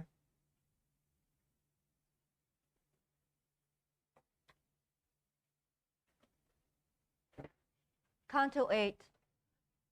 I say, continuing that long before we two had reached the foot of that tall tower, our eyes had risen upward towards its summit, because of two small flames that flickered there while still another flame returned their signal, so far off it was scarcely visible. And I turned toward the sea of all good sense. I said, what does this mean, and what reply comes from that other fire? Who kindled it? And he to me, above the filthy waters, you can already see what waits for us, if it's not hid by vapors from the marsh. Bowstring has not thrust from itself an arrow that ever rushed as swiftly through the air as did the little bark that at that moment I saw as it skimmed toward us on the water, a solitary boatman at its helm. I heard him howl, now you're caught, foul soul. Oh, Phlegias, Phlegias, such a shout is useless this time, my master said. We're yours no longer than it will take to cross the muddy sluice. And just as one who hears some great deception was done to him and then resents it, so was Phlegias when he had to store his anger. My guide preceded me into the boat. Once he was in, he had me follow him. There seemed to be no wait until I boarded. No sooner were my guide and I embarked than off that ancient prow went, cutting water more deeply than it does when bearing others. And while we steered across the stagnant channel, before me stood a sinner thick with mud, saying, Who are you come before your time? And I to him, I've come, but I don't stay. But who are you who have become so ugly? He answered, You can see I'm one who weeps. And I to him, In weeping and in grieving, accursed spirit, may you long remain. Though you're disguised by filth, I know your name. Then he stretched both his hands out toward the boat, at which my master quickly shoved him back, saying, Be off there with the other dogs. That done, he threw his arms around my neck and kissed my face and said, Indignant soul, blessed is she who bore you in her womb. When in the world he was presumptuous, there's no good to gild his memory, and so his shade down here is hot with fury. How many up above now count themselves great kings who wallow here like pigs in slime, leaving behind foul memories of their crimes. And I, O master, I'm very eager to see that spirit soused within this broth before we've made our way across the lake. And he to me, before the other shore comes into view, you shall be satisfied to gratify so fine a wish is right. Soon after I had heard these words, I saw the muddy sinner so dismember him that even now I praise and thank God for it. They all were shouting. At Filippo Argenti, at this the Florentine, gone wild with spleen, began to turn his teeth against himself. We left him there. I tell no more of him, but in my ears so loud, a wailing pounded that I leaned forward, all intent to see. The kindly master said, "My son, the city that bears the name of Dis is drawing near with its grave citizens, its great battalions." I said, "I can already see distinctly, master, the mosques that gleam within the valley as crimson as if they had just been drawn out of the fire." He told me, "The eternal flame burning there appears to make them red, as you can see within this lower hell." So we arrived inside the deep-cut trenches that are the moats of this despondent land. The ramparts seemed to me to be of iron. But not before we'd ranged in a wide circuit did we approach a place where that shrill pilot shouted, "Get out, the entranceway is here." About the gates I saw more than 1,000 who once had reigned from heaven, and they cried in anger, "Who is this who, without death, can journey through the kingdom of the dead?" And my wise master made a sign that said he wanted to speak secretly to them. Then they suppressed somewhat their great disdain and said, "You come alone, let him be gone, for he was reckless entering this realm. Let him return alone on his mad road, or try to if he can, since you, his guide, across so dark a land, you are to stay." Consider, reader, my dismay before the sound of those abominable words. Returning here seemed so impossible. Oh, my dear guide, who more than 7 times has given back to me my confidence and snatched me from deep danger that had menaced, do not desert me when I'm so undone, and if they will not let us pass beyond, let us retrace our steps together quickly. These were my words. The Lord who'd led me there replied, "Forget your fear. No one can hinder our passage. One so great has granted it. But you wait here for me and feed and comfort your tired spirit with good hope, for I will not abandon you in this low world." And so he goes on his way. That gentle father has left me there to wait and hesitate, for yes and no contend within my head. I could not hear what he was telling them, but he had not been long with them when each ran back into the city, scrambling fast.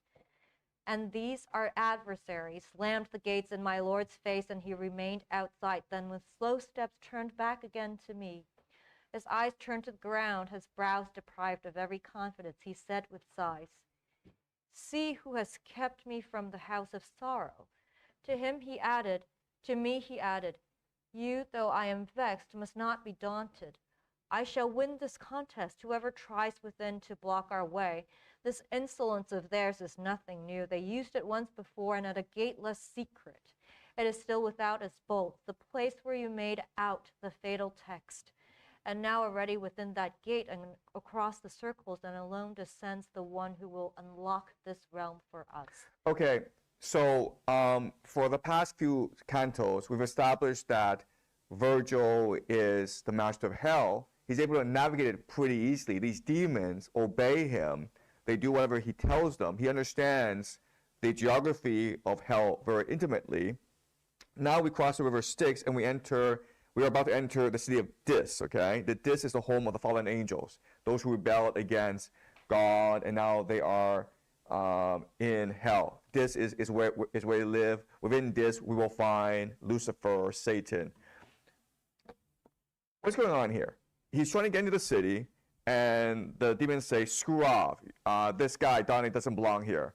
We'll let you in, Virgil, but we won't let in Dante." And Virgil says, "Let us talk in private." So they talk privately, and then they're like, "No, he's not coming in," okay? Why do we have this scene?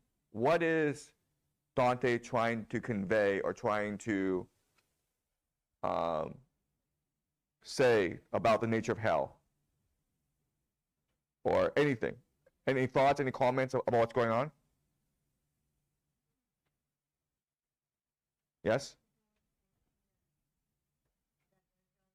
In terms with the devil, and they are like good buddies, almost like there's a brotherhood there. Yeah, so what the devils are saying is that you've been here before, we know you, but we're still not gonna let in Dante.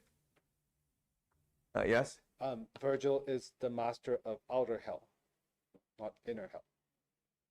Okay. Because he stops at this, right? So he's even he doesn't have authority to say who goes in and out of the core. Okay. What else? Yes? I have a question is why did the angels call Dante a madman or reckless? for entering the realm of the dead without dying? Like, why do they call him a madman? Well, would you want to go into hell? No. Yeah. Right? It's like, what are you doing here, man? You're still alive and you choose to walk among us? Are you crazy? Okay, that's what they're saying. Yes? Love that he has sent Beatrice to heaven. So he's someone with love, so he shouldn't be where the demons are. And he still has reverence for God, I guess, a little bit. So the demons think that he doesn't belong there, like what they can see. They tell him he doesn't belong there because there's a body. He's still alive, right? They don't really know about Beatrice. They don't really know about God. They don't care, right? So what's going on here? Anyone else? They're saying that Virgil and Dante are different, so Virgil can go into this place, but Dante can't. Good. Okay. Yeah. So it's clearly that there's the difference between Virgil and Dante. Okay. Dante is a stranger to this world. Virgil is very familiar to this world. Okay. Virgil belongs here. Okay. So that's implanting an idea in the reader. Like Virgil really belongs here. He's very intimate here. He's probably very happy here. Yes, and this helps us explain why ultimately he chooses not to go to heaven, right? When Dante takes Dante into purgatory, the very top of purgatory, he has an opportunity to ascend to heaven. He chooses not to go. He chooses rather to just go back home to limbo. What else? Yes. Yeah, I also have a question. Why Dante just has to go to hell? I mean, it's just Virgil who just lead him to the hell, or does Dante want him? He is in hell because there's no other path to heaven, right? He tried these other paths, but they're blocked by these beasts. So Virgil's like, well, we could try to fight these beasts, but we probably won't win. So let's just go another way. Let's just go into hell, and then we'll ascend to heaven through that way. Okay. So this is the only path to heaven. Okay. What is the nature of people in hell? What does sin do to people? And why would that, so why is sin bad? Yeah? The people in hell like to control. So what do they do always? They boss people around. And so what happens? They gatekeep. They gatekeep, and what happens? They fight amongst themselves. Do you understand? Okay. So this is a metaphor for what is happening in Italy right now. Why are there so many these different factions in Italy fighting each other? Why can't they get along? Right? They know each other. They're probably born in the same family, but they're always fighting with each other, and it's the ego driven by sin, right? By their gluttony, by their lust, by their greed, by their anger. That's the issue in hell, and therefore there can be no smooth path in hell. There can be no unity in hell. They just have to fight each other all the time. Okay? So what's the only way for Virgil and Dante to get out of this? Those demons won't let them in. That's just the nature of hell. People don't get along. They fight all the time. They gatekeep. They are very territorial. I think Virgil will fight his way in. Good luck, Virgil. You're fighting an army of demons. Yeah. Bribe them. Bribe. What do you think the first thing that Virgil tried to do was? Probably bribe them, right? They had a private conversation. You can imagine all the things that Virgil tried to tell them, right? Like bribing and all that didn't work. So, is there any solution? Yes? Dante and Virgil would need to argue with each other and maybe fight to show they're a part of this hell thing. That's interesting. But that's not how these things work. Because again, these people are gatekeeping. They're territorial, right? So they're like, we don't care. Dante doesn't belong here. We control access, right? So what's the only path forward now? Are they able to resolve this conflict by themselves? No. Okay. So God has to intervene now, right? Okay. All right. Let's keep on going.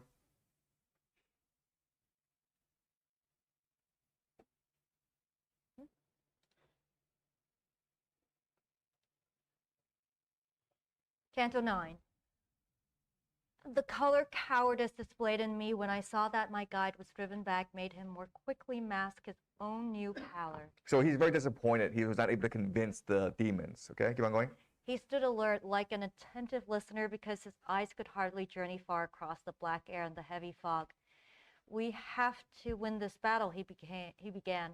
If not, but one so great had offered help. How slow that someone's coming to see me.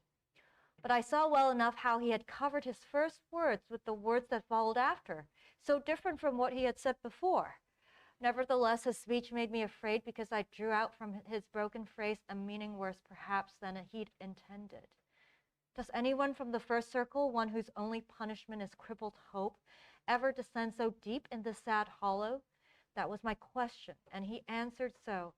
It is quite rare for one of us to go along the way that I have taken now, but I in truth have been here once before. That savage witch Erichtho, she who called the shades back to their bodies, summoned me. My flesh had not been long stripped off when she had me descend through all the rings of hell to draw a spirit back from Judas's circle.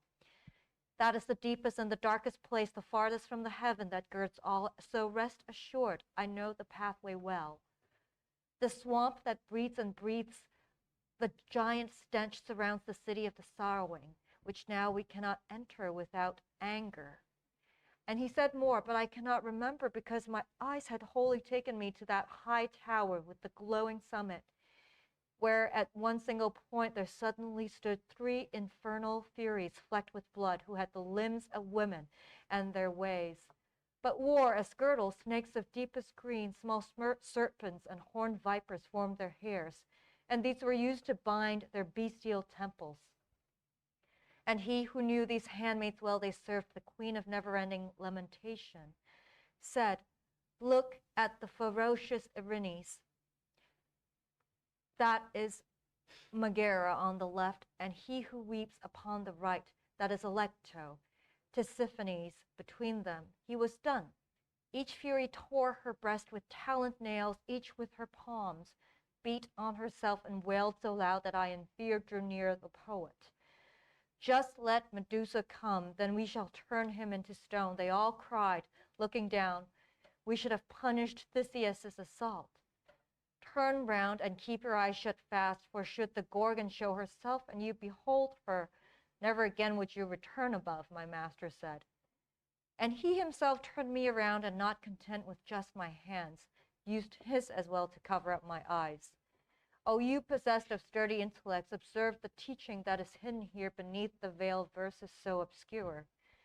And now across the turbid waves there passed a werboantic fracas, horrid sound enough to make both of the shorelines quake. A sound not other than a wind's when wild, because it must contend with warmer currents. It strikes against the forest without let. Shattering, beating down, bearing off branches that moves proudly, clouds of dust before it, and puts to flight both animals and shepherds. He freed my eyes and said, now let your optic nerve turn directly toward that ancient foam, there where the mist is thickest and most acrid. As frogs confronted by their enemy, the snake will scatter underwater till each hunches in a heap along the bottom. So did the 1,000 ruined souls I saw take flight before a figure crossing Styx, who walked as if on land and with dry souls. He thrust away the thick air from his face, waving his left hand frequently before him. That seemed the only task that wearied him. I knew well he was heaven's messenger, and I turned around my master, and he made a sign that I be still and bow before him.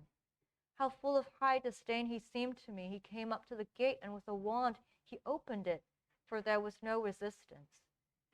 Oh, you cast out of heaven, hated crowd, were his first words upon that horrid threshold. Why do you harbor this presumptuousness? Why are you so reluctant to endure that will whose aim can never be cut short, and which so often added to your hurts? What good is it to thrust against the fates?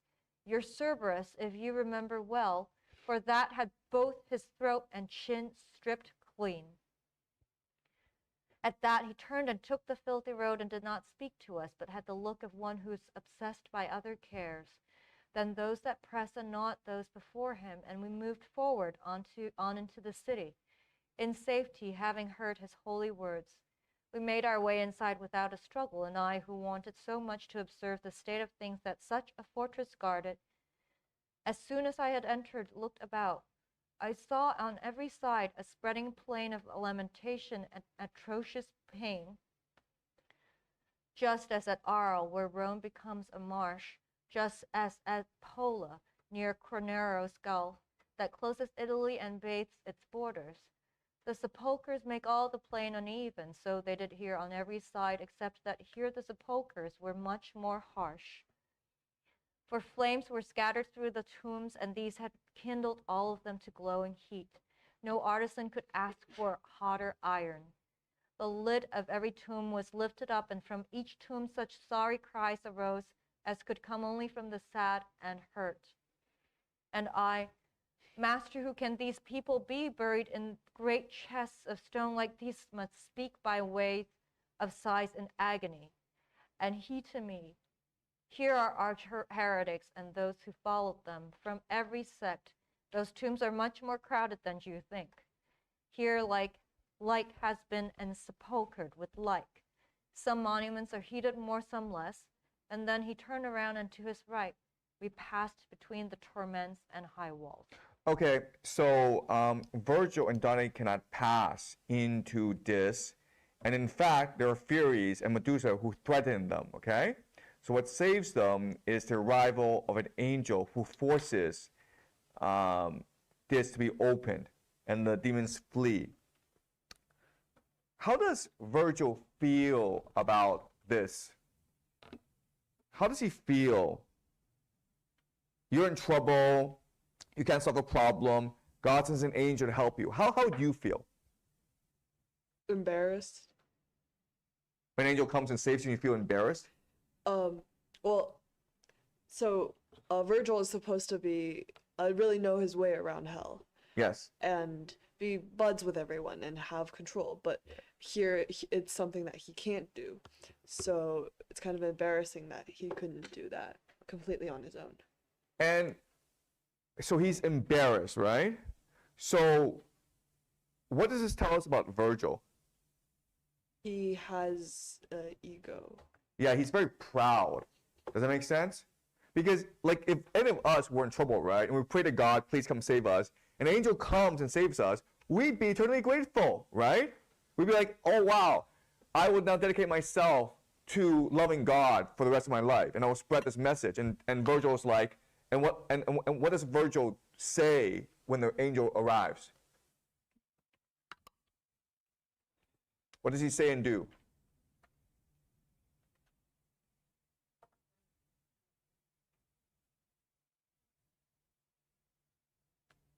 What does he say and do?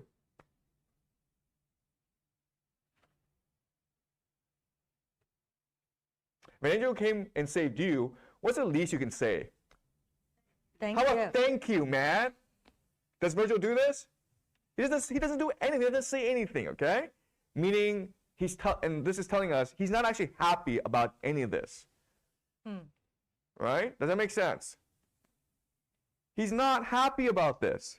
Yeah, the problem is solved. He couldn't get through the gates of this, and an angel came to help him out, but he's not happy about any of this because Virgil is first and foremost obsessed with control. His ego, his pride, right? He wants to be the top dog. He wants to be one in charge. He wants to be the hero. And so this is very embarrassing for Virgil. Okay? So he's putting his own feelings before the larger mission of getting Dante to heaven. Right? Because if you are really focused on the mission and there's an angel who opens the gates, what should you say to this angel? And if you were really focused on the mission, if you really wanted Dante to ascend to heaven, and an angel has come and saved you, what would you say to him? You would say thank you, first of all, and like what else? Yeah, man. Hey, you're going to heaven, right? Hey, take Dante with you, right? Like, seriously, you came all the way from heaven, you have to go back, just take that with you. Problem solved. I completed my mission. Does that make sense? The fact that he doesn't say thank you, the fact that he doesn't even ask the angel for more help, suggests that Virgil first and foremost cares about his ego. Right? He wants to be the one to take Dante throughout hell. Has Dante, how well does Virgil know hell? How well does Virgil know hell? Very well. Like how well? Has he been everywhere in hell? Has he been into the deepest, darkest areas of hell? Yes, even to Satan, do you understand? Okay, so he knows hell very, very well. Okay? So he knows how to traverse hell. And he himself has said that he's been to every part of hell, even the deepest, darkest circle of hell. All right? So again, this is making us wonder who Virgil is, what his motivations are, and what he ultimately has planned for Dante. Okay? And any questions? Okay, so we are now at the halfway point of our seminar. Okay, so this is day 6. We start day 7 tomorrow. We will need to go a bit faster. So for homework, again, please reread what we've read, okay? So you understand what's going on. But also, like, there are lots of like good short videos on YouTube that introduce the Inferno, because it's a very simple section as compared with Paradise. Okay, Paradise is hard. That's why we had spent a lot of time in Paradise. But Inferno is actually pretty simple. Okay, so make sure like you do learn about Inferno. Okay, yes. There a reason why I do feel going from Paradise to Inferno. Inferno is much more, I wouldn't call it approachable, but it's easier to kind of go through and kind of follow the story as opposed to the concepts that you have to grasp in Paradise. Yes. Right. Like literature-wise, is there like it intended that way? I think it is, because remember, what Dante will do is first publish the Inferno, okay? And at this time in history, Dante is not a well-known person. He's not a very powerful person, right? So he wants to make sure that, first of all, whatever he writes is appealing, right? That people will want to read it and buy the manuscript. But also, he's trying to establish himself in a larger poetic tradition, right? And that means using famous people like Virgil, right? So like if it's like Dante in hell, like who cares, right? But it's like Virgil taking Dante in hell, that's actually an interesting sell to people, okay? So for him, it's like, you know, how does he get people interested in the story he's trying to convey? And that's why, as you point out, the story in Inferno, it's much more interesting. It's much more visual than Paradise, okay? But ultimately, he wants to take us all to Paradise. And to do that, you first need to establish a really compelling story, okay, with really famous people. Okay, so, and honestly, this is why in universities, it's mainly Inferno that's taught and not Paradise, okay? Because Paradise, it's actually much more, it's really philosophy as opposed to literature, whereas Inferno, it's very literary, okay? It's a great story, lots of interesting characters, it's very visual, it's very funny, it's very interesting, okay? So thank you for that. But again, we're trying to really understand Dante's cosmology, okay? Yes? Dante's Inferno reminds me a lot of the Chinese novel Journey to the West, 西游记. Okay. In the way that it's, first of all, they're both a journey. Second of all, they both meet monsters and demons and angels and mythic creatures. And third of all, they have a very big impact on the society and the culture. And they're both really old. Yeah.